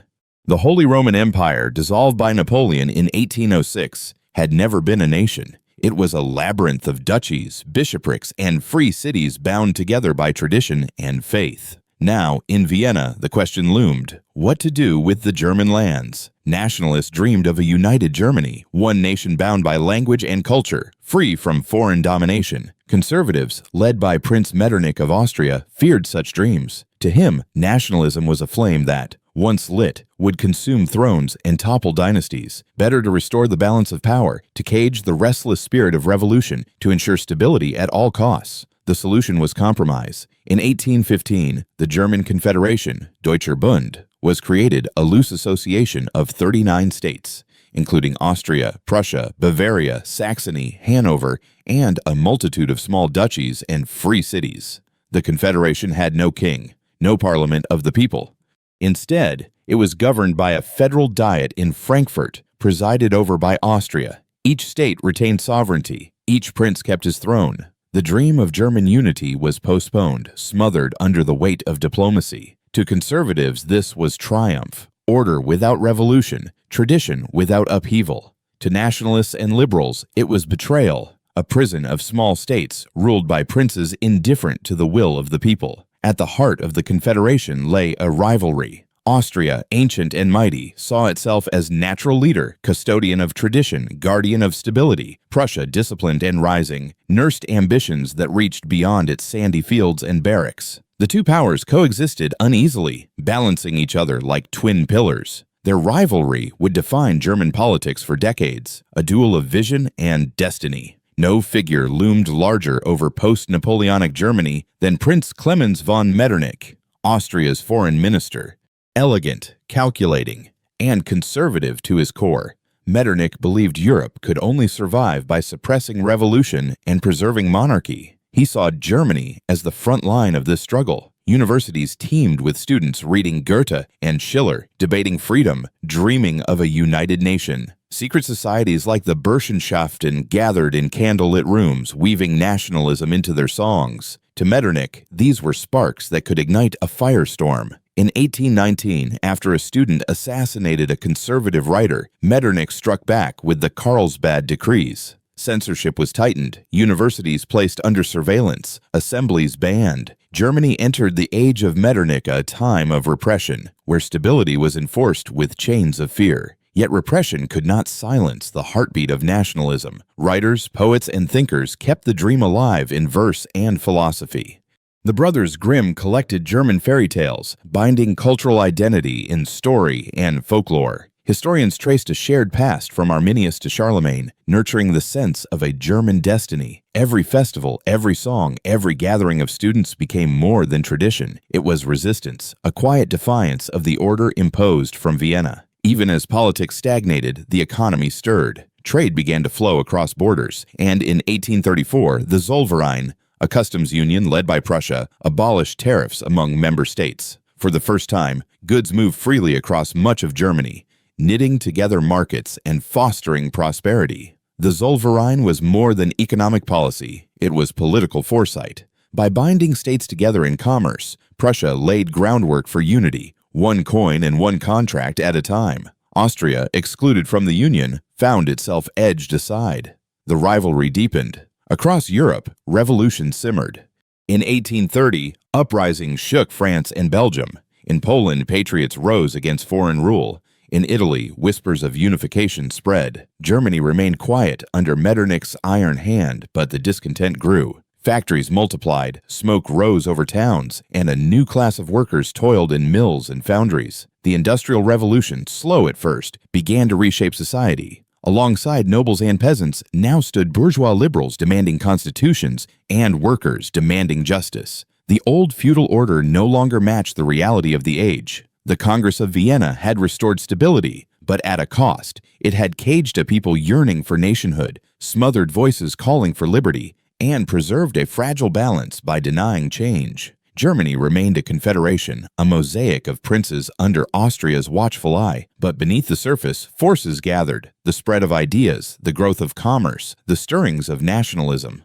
The dream of unity had not died, it smoldered, waiting for its moment. That moment would come in 1848, when revolutions erupted across Europe, and Germany itself would tremble under the cry for freedom, unity, and a constitution. The German Confederation, forged in Vienna in 1815, had promised stability. For over 3 decades, Metternich's system of censorship, secret police, and repression had kept revolution at bay. But repression was a dam against a rising tide. Beneath the surface, currents of nationalism and liberalism swirled. By the mid-19th century, the dam was ready to burst. The year 1848 would be remembered as the springtime of nations, when revolutions erupted across Europe, from Paris to Vienna, from Milan to Berlin. For Germany, it was the first great attempt to transform dreams of unity and freedom into reality. The spark came in February, when revolution in France toppled King Louis-Philippe and proclaimed a republic. The fire leapt eastward.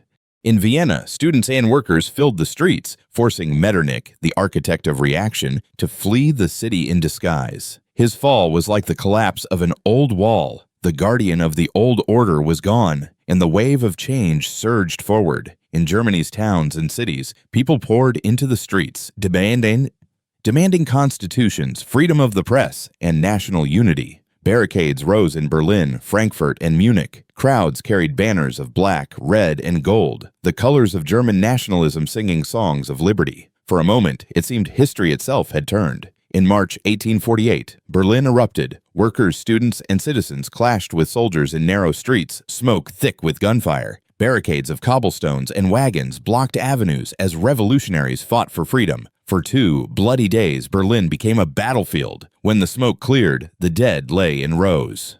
To calm the fury, King Frederick William IV of Prussia bowed before the coffins, lifting his hat in respect. He promised reforms, promised a constitution, even rode through Berlin wearing the black, red-gold cockade of the revolution. The crowd cheered, believing victory had been won.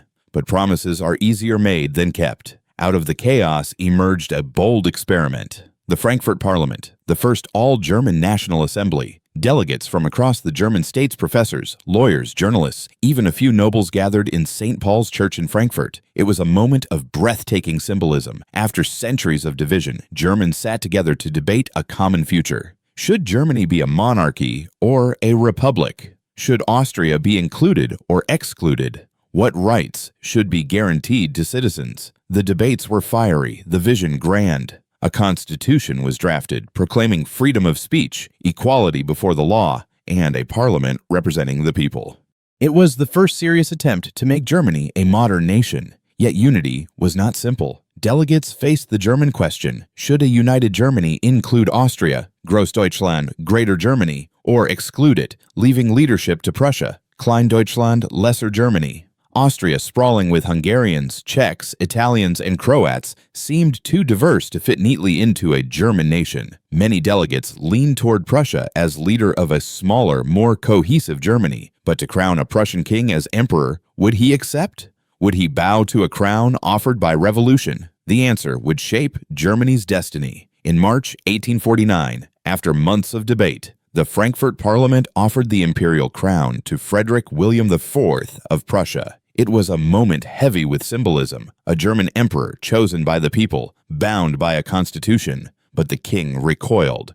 He dismissed the crown as a crown from the gutter, unworthy because it came from the people, not from princes or God. With that refusal, the dream of unity cracked. As months passed, the tide turned. Monarchs who had wavered regained confidence. Armies, reorganized and loyal, crushed uprisings. In Baden-Saxony and the Palatinate, revolutionaries took up arms, only to be defeated. The Frankfurt Parliament dissolved, its members scattered, some exiled, some imprisoned, their dreams in ashes. By 1851, the old order was restored. The German Confederation returned under Austrian dominance. Constitutions were revoked, censorship reinstated, police powers renewed. The black, red, gold flags were lowered. On the surface, the revolution had failed. Germany remained divided, its princes triumphant. Yet beneath the failure lay a powerful legacy. The Frankfurt Parliament, though dissolved, had planted the idea of a German constitution, of national unity, of democracy.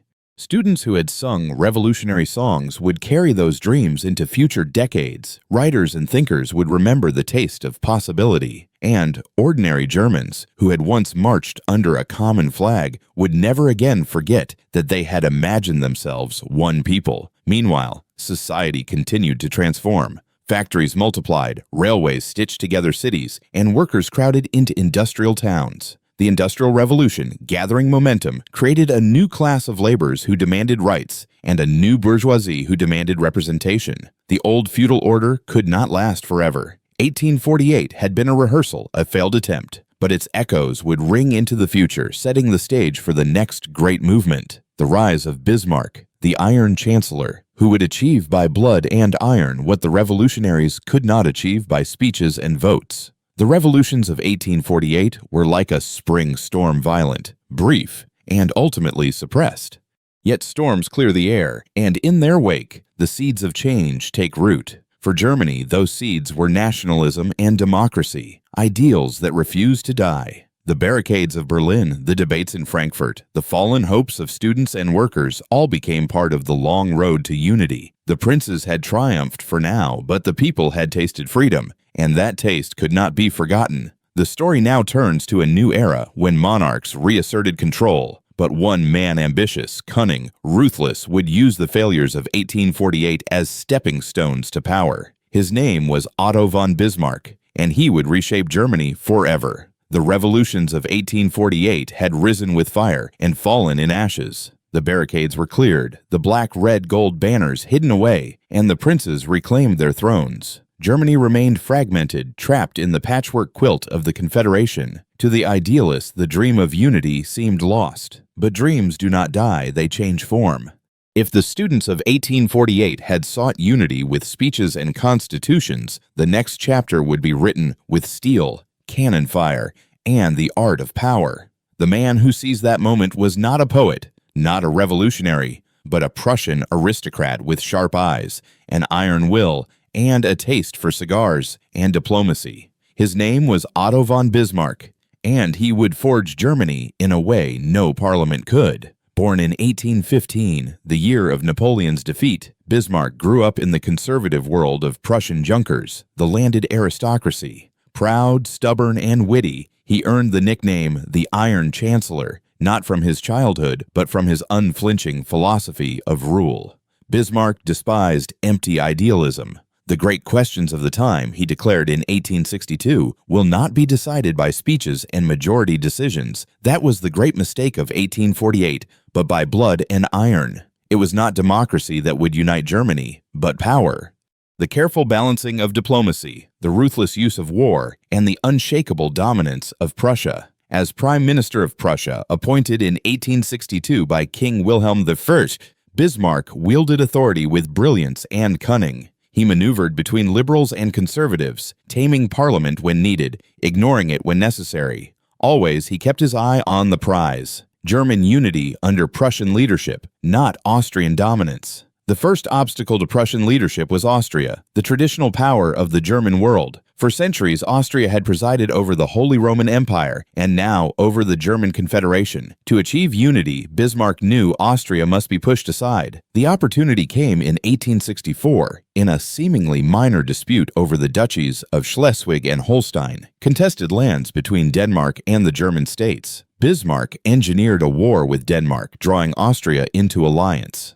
Together, Austria and Prussia defeated Denmark swiftly, seizing the duchies, but Bismarck was already plotting the next step: to turn allies into rivals. Disputes over the administration of Schleswig and Holstein soon sparked tension. By 1866, the quarrel erupted into open war, the Austro-Prussian War. In the summer of 1866, Prussia and Austria clashed for dominance. Many believed Austria would triumph. It was larger, richer, and backed by allies like Saxony and Bavaria. But Prussia had what Austria lacked: a reformed modern army, drilled with discipline and equipped with the needle gun, a breech-loading rifle that could fire faster than Austrian muskets. At the decisive Battle of Königgrätz, Sadova, Prussia's forces crushed Austria in a single stunning victory. The war lasted only 7 weeks, but its consequences were enormous. Austria was expelled from German affairs, the German Confederation dissolved, and in its place, Bismarck created the North German Confederation, with Prussia at its head. Austria remained powerful in its empire, but the leadership of Germany now belonged to Prussia. Step 1 was complete, yet Germany was not fully united. The southern states Bavaria, Württemberg, Baden, and Hesse remained outside Prussia's confederation. They were wary of Prussian dominance, and their loyalty leaned toward France as a counterbalance. To bring them into the fold, Bismarck needed a common enemy, one that could unite all Germans under Prussia's banner. The rivalry between Prussia and France was old, but under Emperor Napoleon III it became acute. Bismarck, master of manipulation, provoked the French into war through the Ems Dispatch, a carefully edited telegram that made French demands appear insulting to Prussia. Outrage exploded in Paris, and in 1870, France declared war. The war was swift and decisive. Prussia, allied with the southern German states, mobilized its well-trained army with astonishing speed. At Sedan, the French army was encircled and destroyed. Napoleon III himself captured. The French Empire collapsed, replaced by a republic, but the war dragged on as German troops besieged Paris. In January 1871, Paris surrendered. The French were humiliated, forced to cede Alsace and Lorraine to Germany and to pay massive reparations. It was a victory not just for Prussia, but for all Germans, who celebrated side by side. And then came the moment, the culmination of centuries of struggle, dreams, and blood. On January 18, 1871, in the glittering Hall of Mirrors at Versailles, the King of Prussia, Wilhelm I, was proclaimed German Emperor. Princes of Germany stood around him, Bismarck at his side, as the crown of a new empire was placed upon his head. The irony was heavy. Germany, so long divided and humbled by France, now declared its empire in the very palace of its old rival. Versailles, built by Louis XIV as a monument to French glory, became the birthplace of German power. For the first time in history, most of the German lands, north and south, east and west, were united in a single nation, the German Empire, Deutsches Reich. At the heart of this achievement stood Bismarck. His methods were ruthless, his vision pragmatic, but his success undeniable. He had outmaneuvered Austria, defeated France, and bound Germany together, not by speeches, but by power. As Chancellor of the new empire, Bismarck sought stability. He avoided further wars, built alliances, and balanced the forces of nationalism and socialism at home. To him, unification was not the end of struggle, but the beginning of maintaining order in a restless empire. The birth of the empire unleashed energy. Industry surged, cities expanded, and railways crisscrossed the land. Berlin became a capital of steel and ambition. German science, philosophy, and culture flourished. For the first time, Germans could call themselves one nation, united under one flag, one emperor, one destiny. Yet unity came at a cost. Austria was excluded, creating a permanent rivalry. Alsace and Lorraine, taken from France, sowed resentment that would fester for generations. And unity had been achieved not through democracy, but through monarchy and militarism. The seeds of future conflicts were already planted in the soil of victory. The dream of 1848 had failed in parliaments, but in 1871 it was realized in palaces and battlefields. Germany had been forged not by poets, but by generals, not by ballots, but by blood and iron. The German Empire stood young, proud, and powerful, ready to take its place among Europe's great powers. But power is a double-edged sword. In the decades to come, this new empire would stride boldly onto the world stage, yet also stumble into rivalries, ambitions, and wars that would test its strength and its soul. For now, the story turns to the empire's youth, the years of growth, culture, and rising tensions in Imperial Germany at the dawn of the 20th century. The year was 1871.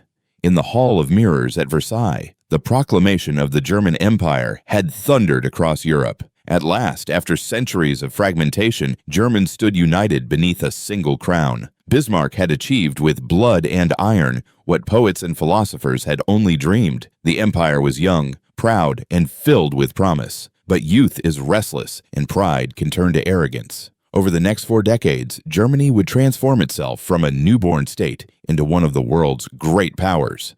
Factories would roar. Railways would stretch like veins across the land. Scientists would make discoveries that reshaped knowledge, and culture would bloom with brilliance. Yet beneath this glittering surface, shadows gathered: political tensions, social upheavals, and rivalries abroad that pointed toward catastrophe. This was the age of Imperial Germany, the Kaiserreich. From its birth in 1871 to the guns of August in 1914, the new German Empire was a federation of kingdoms, duchies, and free cities, bound under the authority of the Kaiser, the German Emperor. Prussia, by far the largest and strongest state, dominated the new Reich. Its king, Wilhelm I, wore the imperial crown, and its capital, Berlin, became the heart of the empire. Bismarck, now chancellor, steered the ship of state. His policies sought to preserve unity and stability, balancing competing forces.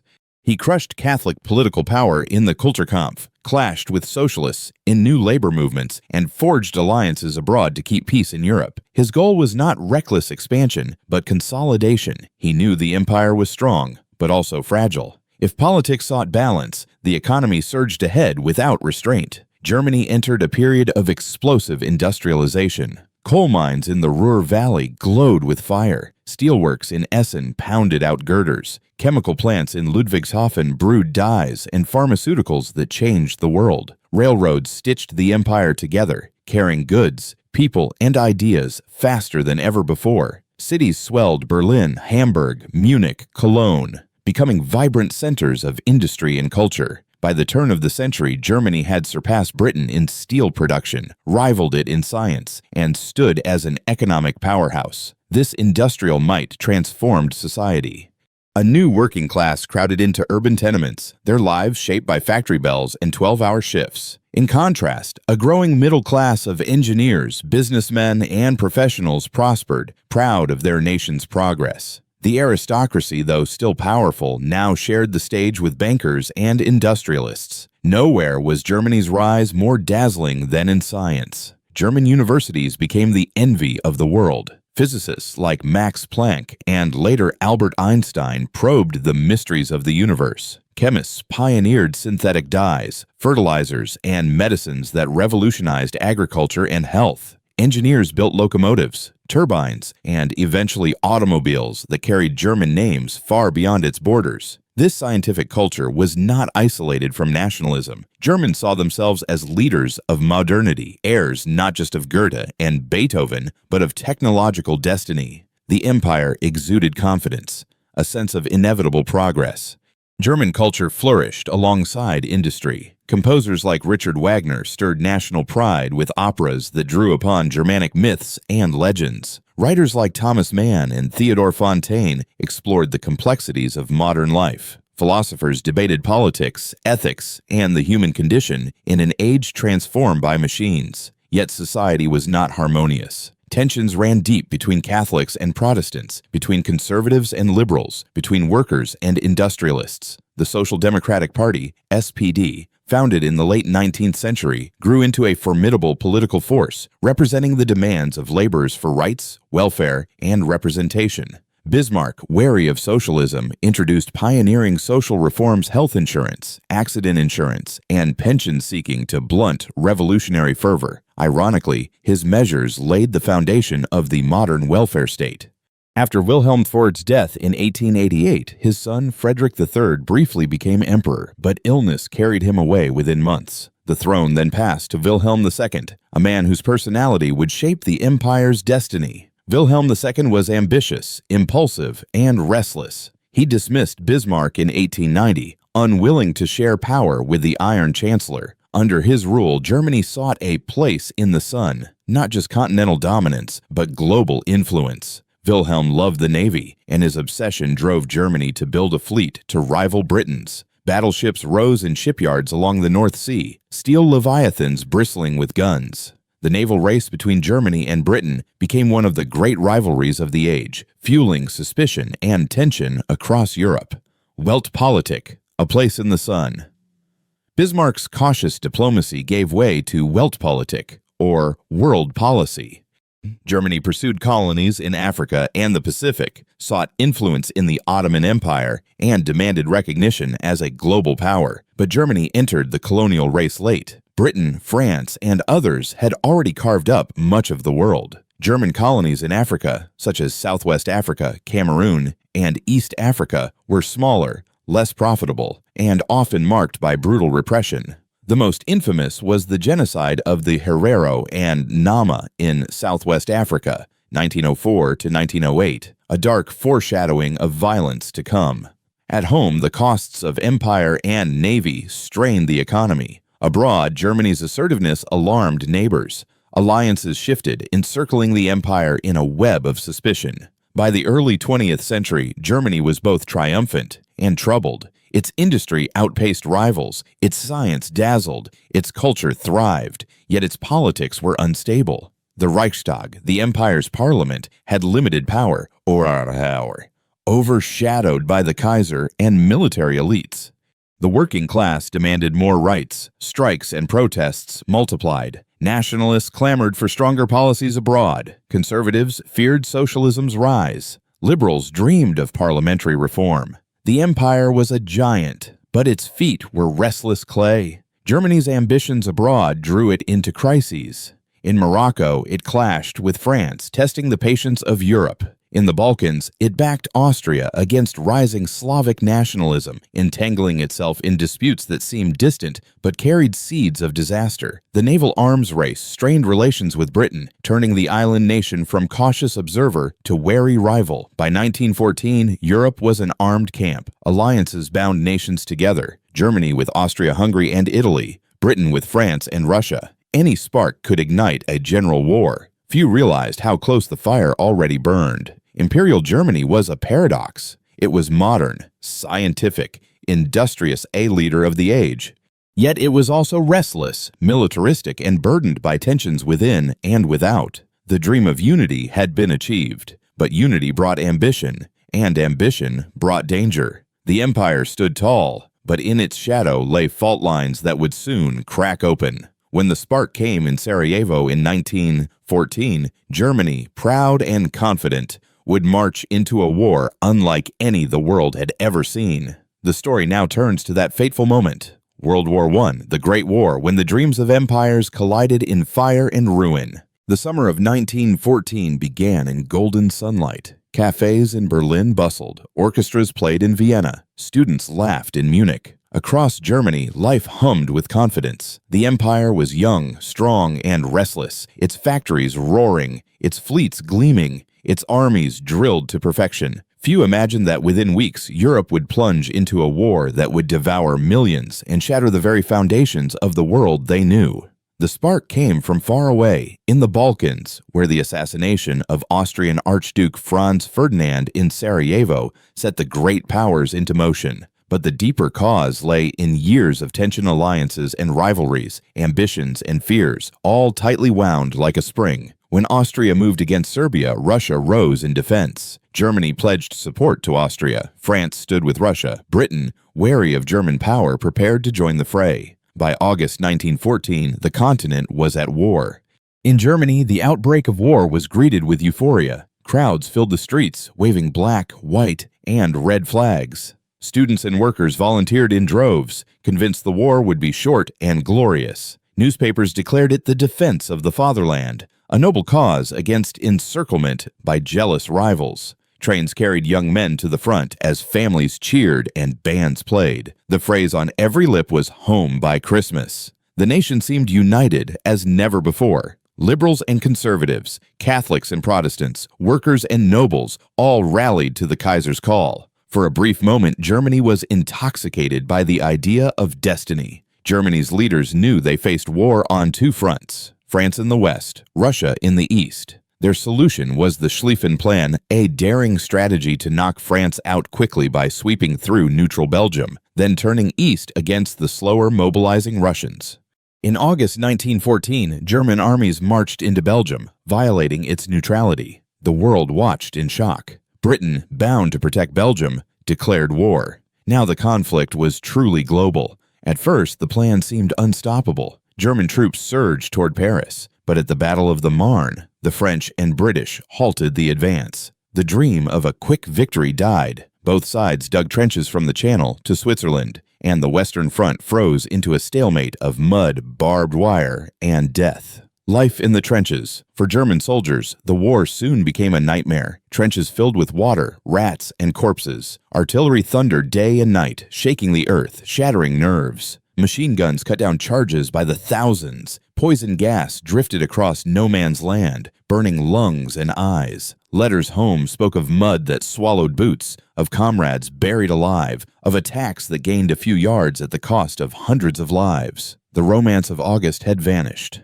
Now there was only endurance, suffering, and the slow grind of industrialized war. In the East, the war was more fluid. At Tannenberg, 1914, German generals Hindenburg and Ludendorff crushed a Russian army, a victory that electrified the nation. German troops advanced deep into Poland and the Baltic, fighting vast battles across forests and plains. Yet the Eastern Front, though more mobile, was no less brutal. Millions of soldiers clashed, villages burned, and populations fled before advancing armies. The war was swallowing Europe whole. As the war dragged on, the burden fell heavily on civilians. Britain's naval blockade strangled German trade, cutting off food and raw materials. Rations shrank, hunger spread, and in the harsh winter of 1916 to 1917, the turnip winter families survived on animal feed and thin soups. Women filled factories producing shells and uniforms. Propaganda urged sacrifice, declaring the war a struggle for survival. Yet morale frayed as the years dragged on. Strikes erupted, voices of dissent grew louder, and the dream of victory seemed ever more distant. The war became a laboratory of death. Tanks rumbled across battlefields, airplanes fought dogfights in the skies, submarines prowled the seas, sinking ships without warning. Germany's U-boat campaign sought to starve Britain, but it also provoked America. In 1917, the United States entered the war, tipping the balance. German soldiers, already exhausted, now faced a fresh flood of men and resources from across the Atlantic. In 1918, with Russia collapsed in revolution and withdrawn from the war, Germany launched its final gamble, the Spring Offensive. For a moment, it seemed success was within reach. German troops advanced deep into France, threatening Paris once more. The Kaiser's armies fought with desperate courage, hoping for one last decisive blow, but the offensive drained reserves. Exhausted, undersupplied, and facing a relentless Allied counterattack with American reinforcements, the German army began to crumble. In the summer and autumn of 1918, one defeat followed another. By November, the front was collapsing, and the empire itself was unraveling. As the army faltered, revolution erupted in Germany. In Kiel, sailors mutinied, refusing a suicidal final battle. Workers and soldiers formed councils, echoing the Russian model. Strikes paralyzed cities, crowds demanded peace. On November 9, 1918, Kaiser Wilhelm II abdicated and fled into exile. The monarchy was gone. Germany was declared a republic. 2 days later, on November 11th, the guns fell silent. The war was over. The cost was staggering. Nearly 2 million German soldiers dead, millions more wounded. Civilians starved, cities strained, families broken. The empire Bismarck had built in triumph lay in ruins, its emperor gone, its people weary and bitter. Worse still, Germany would be forced to accept the Treaty of Versailles in 1918. Harsh reparations, territorial losses, and the infamous war guilt clause, blaming Germany for the war. To many Germans, it felt not like peace, but humiliation. The First World War began in euphoria and ended in catastrophe. Germany, once so confident, emerged broken, its pride wounded, its society shaken. The dream of empire had collapsed in mud and fire, yet the war did more than destroy, it reshaped the world. Monarchies fell, revolutions stirred, and the old order vanished forever. For Germany, the years ahead would be uncertain. The Kaiserreich was gone, replaced by the fragile Weimar Republic. Between hope and despair, democracy and extremism, Germany would stumble into one of the most turbulent periods of its history. The story now turns to that fragile experiment, the Weimar Republic, where democracy flickered amid chaos, brilliance, and looming shadows. The guns of November 1918 had fallen silent, but silence did not mean peace. Germany was a land in shock, its armies defeated, its emperor fled, its cities gripped by hunger and unrest. Out of the ruins of the Kaiserreich arose something entirely new, something fragile, uncertain, and untested: the Weimar Republic. It was the first true democracy in German history, born not from centuries of evolution, but from revolution and defeat. Its birth was messy, its future uncertain, and yet, in its brief life between 1919 and 1933, it would embody both the heights of cultural brilliance and the depths of political despair. In the final days of 1918, revolution swept Germany. Sailors mutinied in Kiel. Workers and soldiers formed councils across the country, echoing the Russian Soviets. Crowds filled the streets of Berlin, waving red flags demanding peace and change. On November 9, 1918, Kaiser Wilhelm II abdicated, fleeing into exile. That same day, two men proclaimed different visions of Germany's future. From a balcony in Berlin, Philipp Scheidemann of the Social Democratic Party declared the birth of a German republic. Hours later, Karl Liebknecht, leader of the radical Spartacists, proclaimed a free socialist republic. Germany stood at a crossroads: parliamentary democracy or revolutionary socialism. In the end, the moderate Social Democrats prevailed, but not without blood. In January 1919, the Spartacist uprising in Berlin was crushed, its leaders Liebknecht and Rosa Luxemburg murdered. The republic survived, but its foundations were already stained with violence and division. The new republic took its name from the city of Weimar, where a National Assembly gathered to draft a constitution. Adopted in 1919, it was one of the most progressive charters of its time. It guaranteed universal suffrage, civil liberties, social rights, and a strong elected parliament.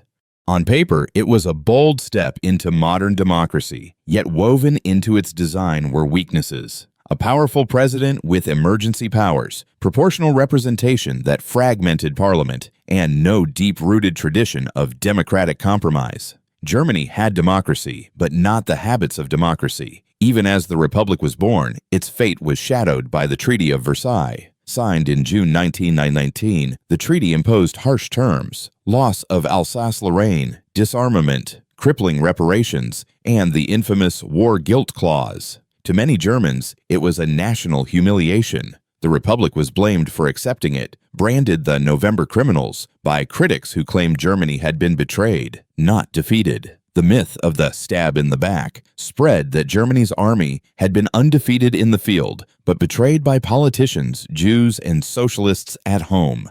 This poisonous lie would haunt the Republic to its end. The early years of Weimar were a maelstrom. In 1920, the Cap-Puche coup attempt by right-wing officers briefly seized Berlin before collapsing amid mass strikes. In Bavaria, far-right militias flourished. Left-wing uprisings simmered in the Ruhr and Saxony. Political assassinations became common, targeting ministers, journalists, and intellectuals. Meanwhile, the economy spiraled. In 1923, when Germany fell behind on reparations payments, French and Belgian troops occupied the Ruhr, the industrial heartland. German workers went on strike, and the government printed money to pay them. Inflation spun out of control. The mark collapsed, savings evaporated, people carried wheelbarrows of banknotes to buy a loaf of bread. Children played with stacks of worthless currency. The trauma of hyperinflation seared itself into German memory, a wound that made future promises of stability seductive, no matter the cost. And yet, the Weimar Republic was not only crisis. From 1924 to 1929, a fragile stability emerged, supported by international loans and diplomatic efforts like the Locarno Treaties, which eased tensions with France and secured Germany's entry into the League of Nations. These years saw a remarkable cultural flowering. Berlin became the beating heart of modern Europe, a city of jazz, cabaret, cinema, and art. The Bauhaus movement redefined architecture and design with its clean lines and modern vision. Writers like Thomas Mann and Hermann Hesse probed the soul of the age. Directors like Fritz Lang brought futuristic visions to the screen in films like Metropolis. Nightlife pulsed with energy, daring, and experimentation. Gender roles bent, sexuality was explored openly, and artists pushed boundaries. Berlin was called the Babylon of the 1920s, decadent, dazzling, alive with possibility. But beneath the brilliance, tensions lingered. Many conservatives despised Weimar's liberal culture, seeing decadence instead of creativity. Nationalists seethed at the Versailles settlement, yearning for revenge. The working class demanded more, the middle class feared instability, and the aristocracy and old elites never accepted the Republic fully. Then came 1929. The Wall Street crash plunged the world into depression, and Germany, dependent on American loans, was hit hardest. Factories closed, unemployment soared, and despair spread. In this fertile ground, extremists flourished. Communists gained strength, demanding revolution. On the other side, the National Socialist German Workers' Party, the Nazis, grew rapidly, feeding on resentment, nationalism, and anti-Semitism. Their leader, Adolf Hitler, a fiery orator with radical vision, promised to restore German pride, overturn Versailles, and crush enemies within. As the 1930s began, the Weimar Republic, already fragile, stood on the brink. Its constitution, its freedoms, its cultural brilliance all were threatened by the twin forces of despair and extremism.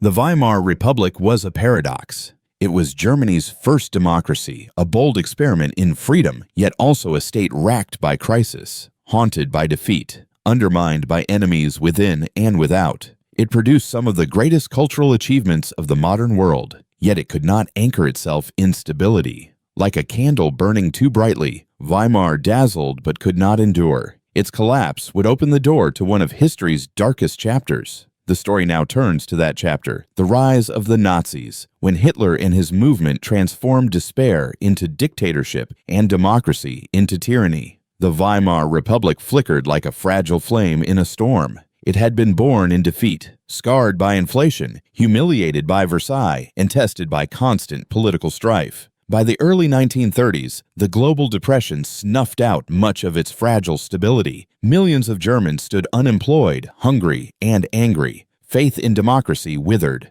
Amid this despair, one man and his movement promised salvation, revenge, and rebirth. His name was Adolf Hitler. Hitler was not born into power. An Austrian by birth, he drifted through his youth as a failed artist, rejected by academies in Vienna. During World War I, he found purpose as a soldier, serving on the Western Front, wounded, decorated, and deeply shaped by the war's violence and camaraderie. Defeat in 1918 shattered him. He absorbed the bitterness of Versailles, the myth of betrayal, the rising tide of anti-Semitism and nationalism. In Munich, he joined the tiny German Workers' Party, transforming it into the National Socialist German Workers' Party, the Nazis. With fiery speeches, he channeled the anger of veterans, workers, and nationalists into a single force. His words were hypnotic. He spoke of German pride, of enemies who had betrayed the nation Jews, communists, November criminals. He promised not democracy, but unity, strength, and a destiny restored. In the beer halls of Bavaria, crowds rose to their feet, entranced. In 1923, at the height of hyperinflation, Hitler and his followers attempted to seize power in the beer hall putsch in Munich. Inspired by Mussolini's March on Rome, Hitler sought to march on Berlin. Instead, police crushed the coup, and Hitler was arrested. For many, it seemed his career was over, yet in prison, he found his voice. He dictated Mein Kampf, a book that laid bare his ideology: nationalism, racial hierarchy, hatred of Jews, and the vision of a German empire built by conquest. He realized that power would not be taken by force in a single night. It must be seized legally, step by step, until democracy destroyed itself. Released after less than a year, Hitler rebuilt the Nazi Party. During the relative stability of the mid-1920s, the movement remained small, on the fringes. But the crash of 1929 transformed its fortunes. As unemployment soared to 6 million, despair turned into desperation.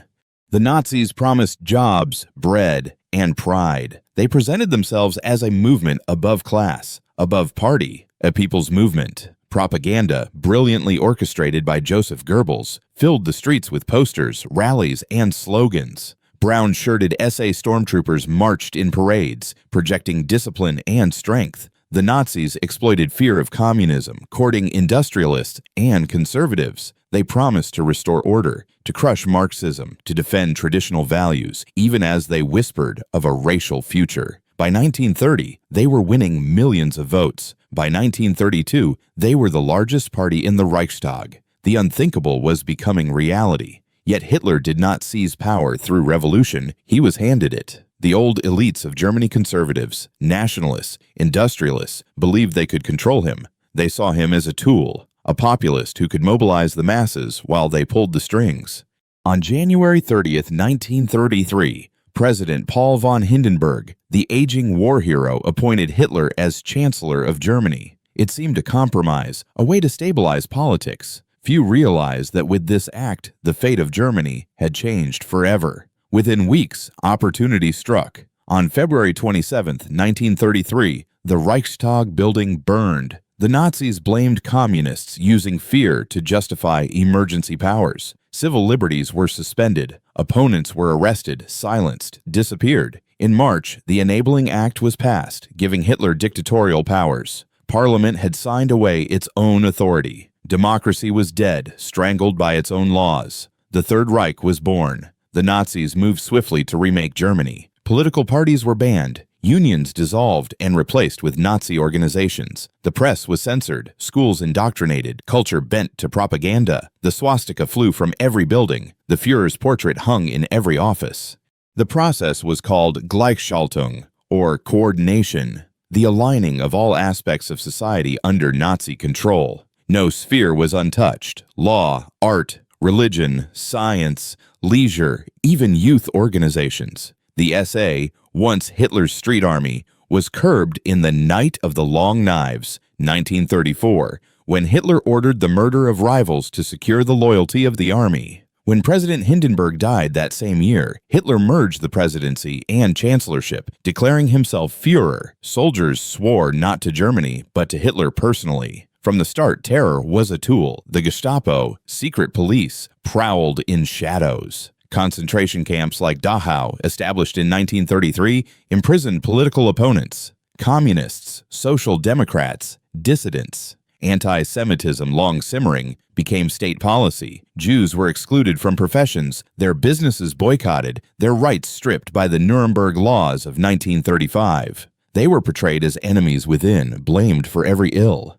Step by step, exclusion turned to persecution, preparing the ground for horrors yet to come. To many Germans, however, the early years of Nazi rule seemed triumphant. Unemployment fell as the regime launched vast public works projects, including the famous Autobahn. Rearmament, though forbidden by Versailles, expanded industry and the army. National pride was rekindled. Rallies at Nuremberg, choreographed with torches, banners, and massed crowds, projected unity and strength. Propaganda celebrated Hitler as the savior of Germany, the man who had restored dignity after Versailles. The 1936 Olympics in Berlin dazzled the world, presenting a facade of modern, efficient Germany while hiding the growing machinery of terror beneath. By the late 1930s,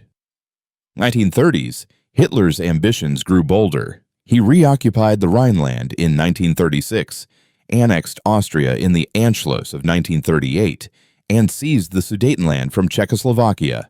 Each step violated treaties, yet each was met with hesitation by Britain and France, who sought to avoid another war. To many Germans, these moves were victories, proof that Germany was rising again. The humiliation of Versailles seemed erased, but behind the parades and speeches lay a ruthless truth. Hitler was preparing not peace, but conquest, not revival, but destruction. The rise of the Nazis was not a sudden coup, but a slow poisoning. Despair turned to hope. Hope twisted into fanaticism. Fanaticism hardened into dictatorship. The Weimar Republic had died not only from its enemies, but from the weakness of its foundations. By 1939, Germany stood transformed, united under the swastika, armed for war, its people entranced by a Führer who promised greatness. Yet beneath the banners and triumphs, the machinery of terror and genocide was already in motion. The story now moves to the darkest chapter of all: World War II expansion, destruction, and the Holocaust.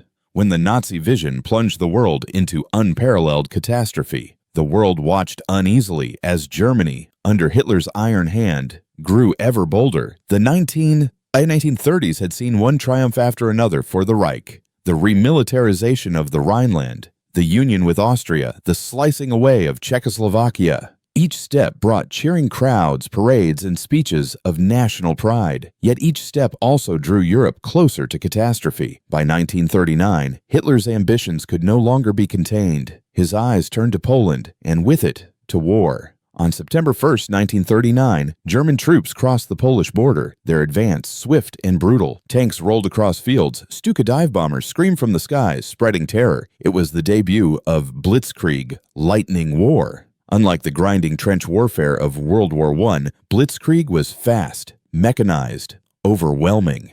Within weeks, Poland was crushed, partitioned between Germany and the Soviet Union under the secret clauses of the Molotov-Ribbentrop Pact. Britain and France, bound to Poland, declared war. The Second World War had begun. The early years brought astonishing victories. In April 1940, Germany invaded Denmark and Norway, securing resources and strategic coasts. In May, the Wehrmacht turned west, smashing through the Ardennes, bypassing the Maginot Line, and encircling Allied armies. France, thought impregnable, collapsed in just 6 weeks. German troops marched into Paris in June 1940. Across Europe, the swastika now flew from capitals Warsaw, Oslo, Brussels, Amsterdam, Paris. Hitler stood triumphant. Britain remained defiant. In the skies over England, the Battle of Britain raged. The Luftwaffe unleashed waves of bombers, seeking to crush resistance. Yet British fighters' radar and resilience prevailed. Hitler's first major defeat had come, though the Blitz left London in flames. Still, much of Europe lay under Nazi domination. To many Germans, it seemed Hitler had achieved the impossible. Revenge for Versailles, a continental empire. In June 1941, Hitler made his fateful move. Operation Barbarossa, the invasion of the Soviet Union. It was the largest military operation in history. Millions of soldiers, thousands of tanks, aircraft, and guns unleashed across a vast front. At first, it seemed unstoppable. German armies surged deep into Soviet territory, encircling whole divisions, capturing Kiev, reaching the gates of Leningrad and Moscow. Yet the Soviet Union did not collapse. The vastness of the land, the resilience of its people, and the brutality of its winter halted the invaders. By late 1941, the war had expanded further. Japan attacked Pearl Harbor, bringing the United States into the conflict. What had begun as a European struggle was now a global war. Alongside conquest came something even darker. From the very beginning, Nazi ideology saw war not just as a struggle of nations, but of races. Behind the front lines, special SS units, the Einsatzgruppen, followed the army, shooting Jews, communists, and undesirables by the tens of thousands. But this was only the beginning. By 1942, the regime moved from mass shootings to systematic extermination.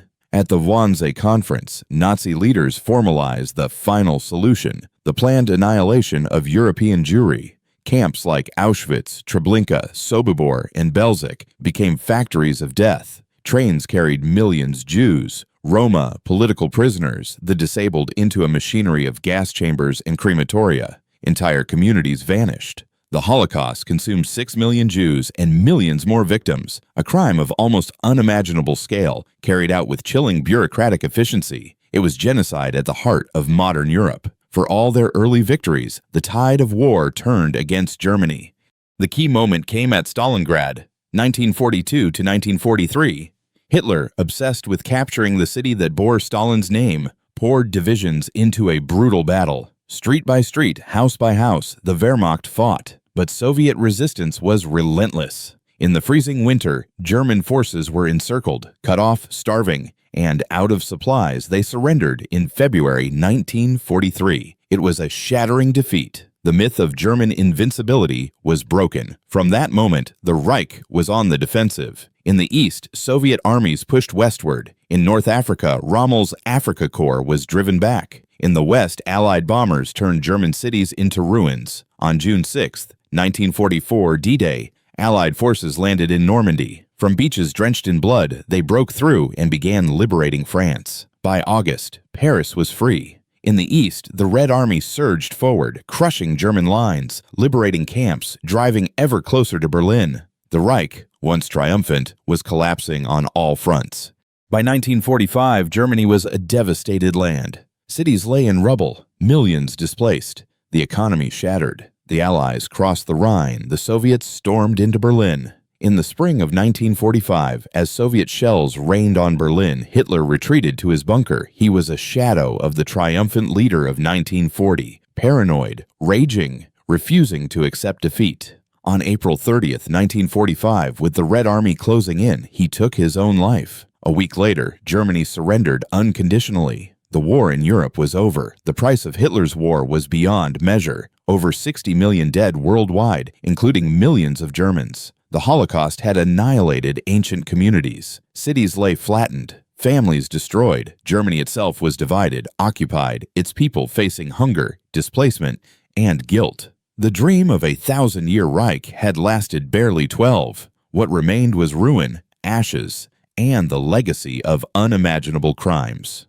World War II was not merely a conflict of armies. It was a war of ideology, of annihilation, of humanity itself. For Germany, it was both a catastrophic defeat and a moral abyss. The swastika, once a symbol of promised rebirth, became forever a mark of shame. Yet history did not end in 1945. Out of the ruins of war, a new chapter would begin. The division of Germany into East and West, into two states facing each other across the Cold War divide. The story now turns to that fractured aftermath. Germany divided Cold War, West versus East. The guns of World War II had fallen silent, but the peace that followed was not the peace of unity. Instead, Germany found itself carved into pieces, its sovereignty stripped, its cities in ruins, its people displaced and broken. What remained of the Reich was divided not only by occupation zones, but by ideology. The Cold War, a struggle between East and West, democracy and communism, would split Germany in two for nearly half a century. In 1945, Germany lay prostrate. Allied bombings had turned cities like Dresden, Hamburg, and Cologne into smoldering wastelands. Millions wandered as refugees, fleeing advancing armies, or expelled from territories ceded to Poland and the Soviet Union. Starvation and disease stalked the land. The victors, the United States, Britain, France, and the Soviet Union, divided Germany into 4 occupation zones. Berlin, though deep in the Soviet zone, was also split into 4 sectors. What had once been the proud capital of the Kaiser and the Führer became a symbol of division. The Allies were united in victory, but not in vision. Soon, cracks appeared. At first, all spoke of denazification, demilitarization, and democratization. But beneath these shared goals, deep suspicion festered. The Soviet Union, led by Joseph Stalin, sought security and control. The Western Allies sought reconstruction and democracy. By 1947, the old wartime alliance had dissolved into mistrust. The Cold War was beginning, and Germany was its front line. In the West, the Americans introduced the Marshall Plan, pouring billions into rebuilding Western Europe. Factories hummed, cities were rebuilt, prosperity returned. In the Soviet zone, reconstruction meant collectivization, central planning, and strict political control. 2 Germanys were emerging, even before they had names. In 1948, the first great confrontation came. The Western Allies sought to merge their zones and introduce a new currency, the Deutsche Mark, to stabilize the economy. Stalin saw it as a threat. His response was bold. He blockaded Berlin, cutting off all road, rail, and canal access to the city's western sectors. For nearly a year, Berlin teetered on the edge of collapse. 2 million people faced starvation. The West answered with one of history's most daring logistical feats, the Berlin airlift. Day and night, planes from the U.S. and Britain flew in supplies, food, coal, medicine. At the height of the airlift, a plane landed every minute. Children cheered as pilots dropped candy parachutes. Families lit stoves with coal delivered from the skies. Against all odds, West Berlin survived. In May 1949, Stalin lifted the blockade, defeated without a shot fired. The blockade cemented the split. In May 1949, the Federal Republic of Germany, FRG, West Germany, was founded with Bonn as its capital. It embraced democracy, integration with the West, and a market economy. Just months later, in October, the Soviets proclaimed the German Democratic Republic, GDR, East Germany under communist rule, with East Berlin as its capital. The Iron Curtain had descended fully, slicing Germany in two. In the West, the story was one of astonishing recovery. Under Chancellor Konrad Adenauer, West Germany embraced democracy and allied itself with the West. It joined NATO, later became a founding member of the European Economic Community, and benefited from American support. The economic miracle, Wirtschaftswunder, transformed the country. By the 1950s and 1960s, factories were roaring, exports booming, cities rebuilt. Millions found work and prosperity. A new middle class emerged, eager to leave behind the ruins of war and the shadows of Nazism. For many, West Germany became a symbol of modernity and stability, yet the scars of the past lingered, and the division of the nation weighed heavily. The story in the East was starkly different. The GDR, under the Socialist Unity Party and leaders like Walter Ulbricht and later Erich Honecker, became a rigid communist state. The Stasi, one of the most feared secret police forces in history, watched over every aspect of life, turning neighbors into informants, spreading fear through surveillance. Economically, East Germany was more advanced than other Eastern Bloc nations, but still lagged behind the West. Shortages, censorship, and lack of freedom gnawed at daily life.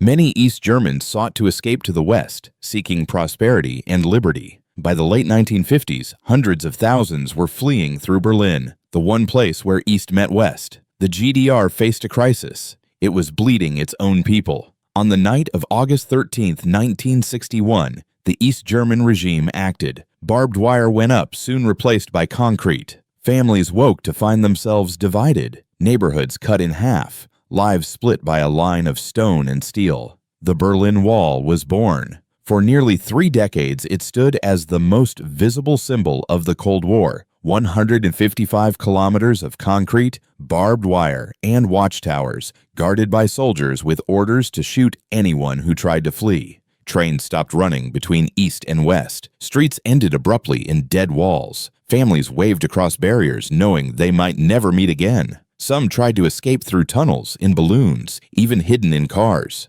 Many succeeded. Some died in the attempt.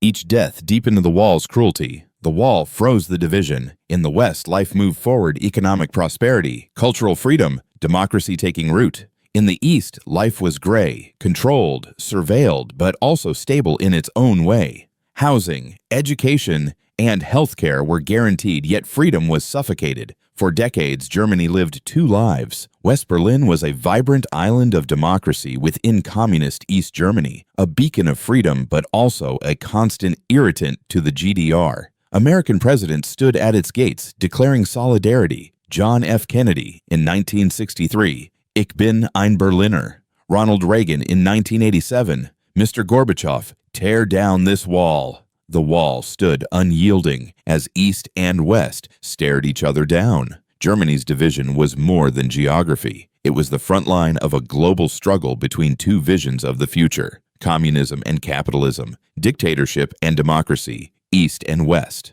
For 40 years, families were separated, choices constrained, lives shaped by which side of the wall one was born on. And yet, even in division, Germany endured. The story of a divided nation would not last forever.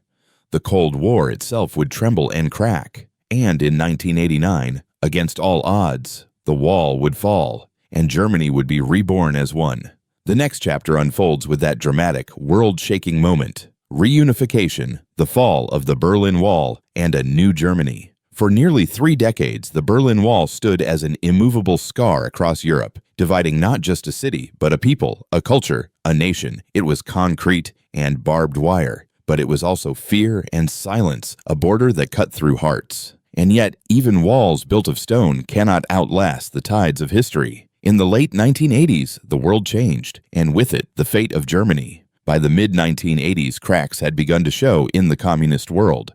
The Soviet Union under Mikhail Gorbachev pursued reforms: glasnost, openness, and perestroika, restructuring. These ideas rippled through the Eastern Bloc, inspiring calls for change. In East Germany, however, the leadership clung stubbornly to hardline control. Erich Honecker, the long-serving leader, insisted the wall would stand for another 100 years. But beneath the slogans, dissatisfaction was growing. The economy stagnated, shortages worsened, and citizens longed for freedoms they saw thriving just across the border. By 1989, the pressure could no longer be contained. Across Eastern Europe, revolutions were stirring. Poland's Solidarity movement had gained power. Hungary had opened its border with Austria, and Czechoslovakia was on the brink of change. East Germans began to flee by the thousands, using these new escape routes. At home, citizens found their voice. Peaceful protests, often organized by churches, spread across East German cities.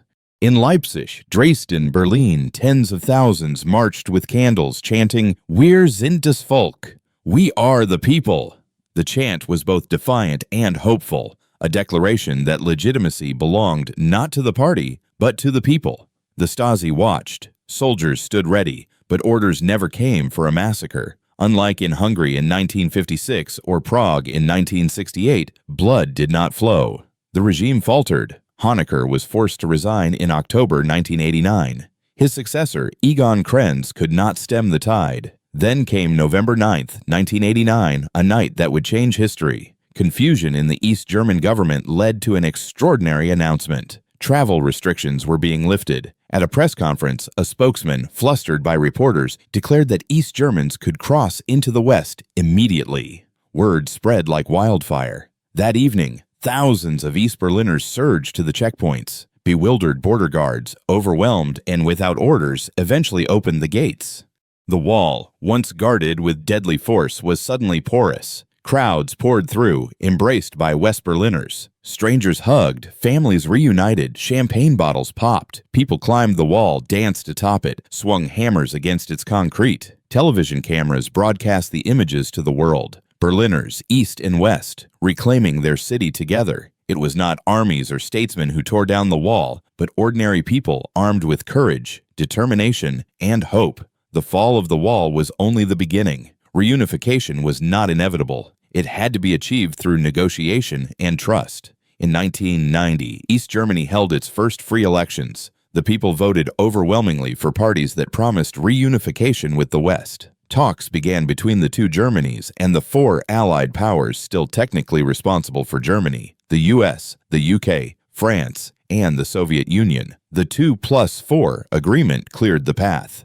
Borders were recognized, foreign troops repositioned, and Germany pledged peace. On October 3, 1990, the German Democratic Republic ceased to exist. East and West became one nation again, the Federal Republic of Germany. Church bells rang across the country, fireworks lit the skies, and tears flowed. A divided people long separated were one again. But reunification was not without its struggles. The East had suffered decades of economic stagnation, its industries outdated, its infrastructure crumbling. Overnight, it had to adapt to a capitalist system. Many businesses collapsed, millions lost jobs, and resentment grew. The West poured trillions of marks into rebuilding the East. Highways were rebuilt, cities modernized, villages connected. Yet the cultural divide between Ossis, Easterners, and Wessis, Westerners, remained. For many East Germans, reunification felt both liberating and disorienting. Still, with time, progress came.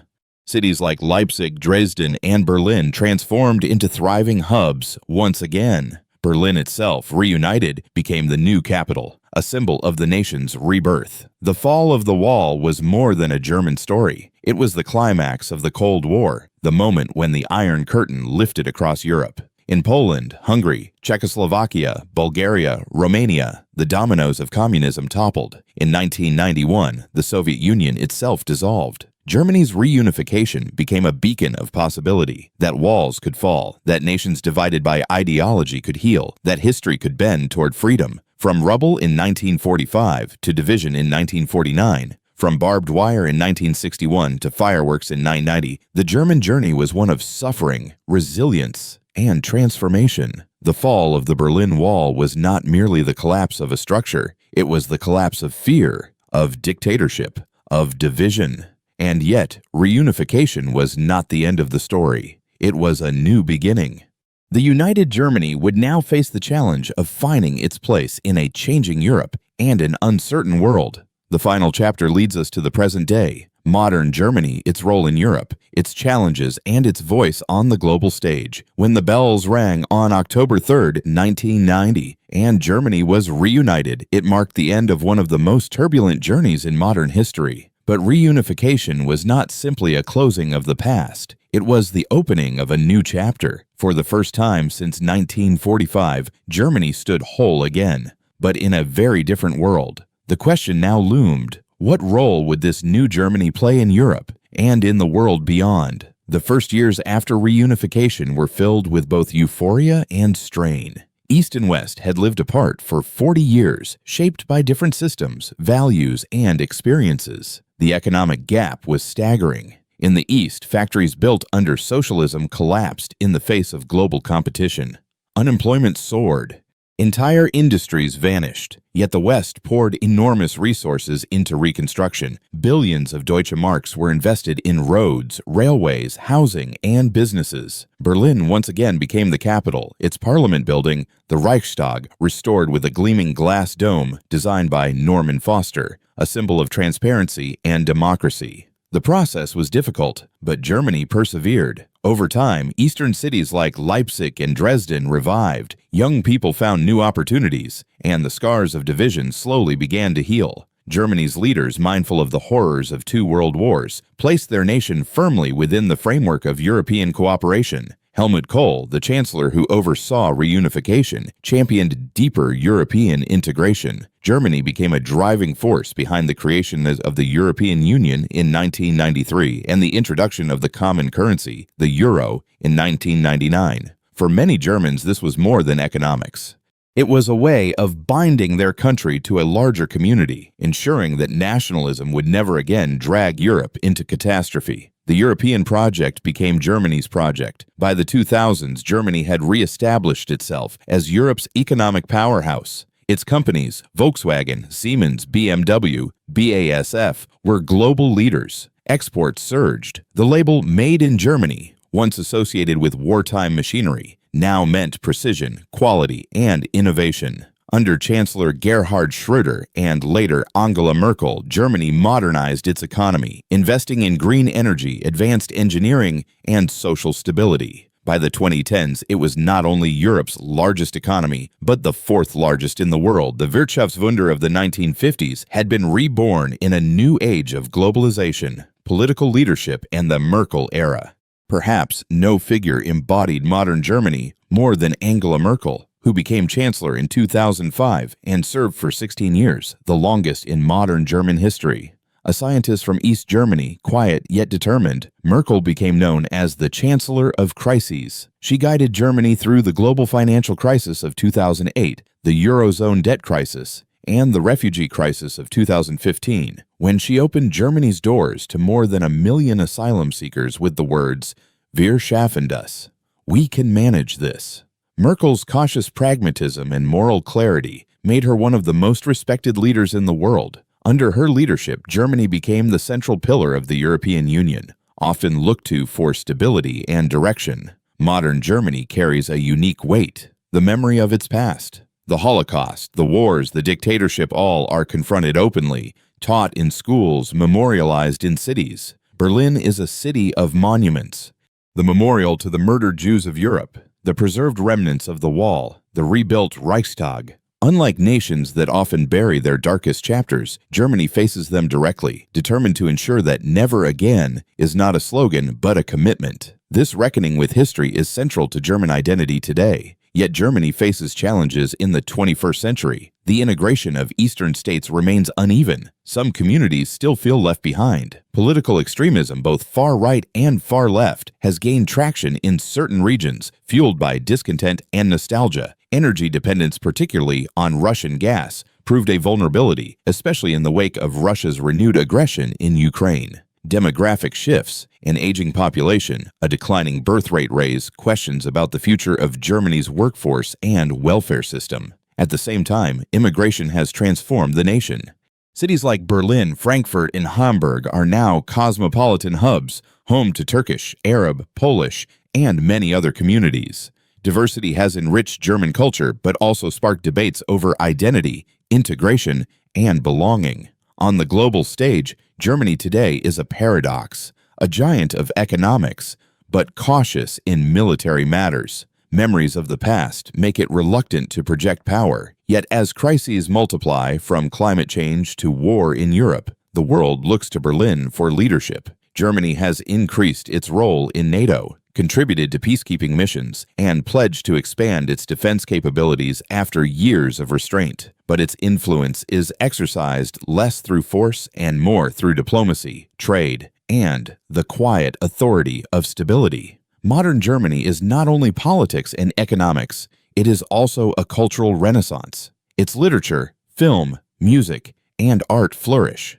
Cities buzz with creativity. Berlin, in particular, has become a global capital of contemporary culture, where history and modernity blend in every street. Football, too, unites the nation. The 2006 World Cup, hosted in Germany, was called a summer fairy tale, when the country rediscovered pride in a joyful, inclusive way. The national team's triumph in the 2014 World Cup, lifting the trophy in Rio de Janeiro, was another moment of unity and celebration. Today, Germany stands at the heart of Europe, a bridge between East and West, past and future. Its history is one of extremes of greatness and horror, division and unity. From the forests of ancient Germania to the high-tech industries of the present, from the ashes of war to the leadership of a continent, Germany's journey has been one of transformation unlike any other. The task ahead is not simple. Germany must balance prosperity with sustainability, security with openness, memory with renewal, yet its history shows resilience. Again and again, from chaos and ruin, Germany has rebuilt, reimagined, and redefined itself. The story of Germany is the story of a nation that has walked through darkness and found its way to light. It is the story of a people who carry the weight of history, yet strive to build a future rooted in democracy, dignity, and peace. As the 21st century unfolds, Germany remains both a reminder and a promise. A reminder of what destruction unchecked power can bring, and a promise of what unity, responsibility, and hope can achieve. The wall has fallen, the Reichstag stands whole, and the voice of Germany now echoes not in conquest, but in collaboration. Its journey continues shaped by history, but never bound by it.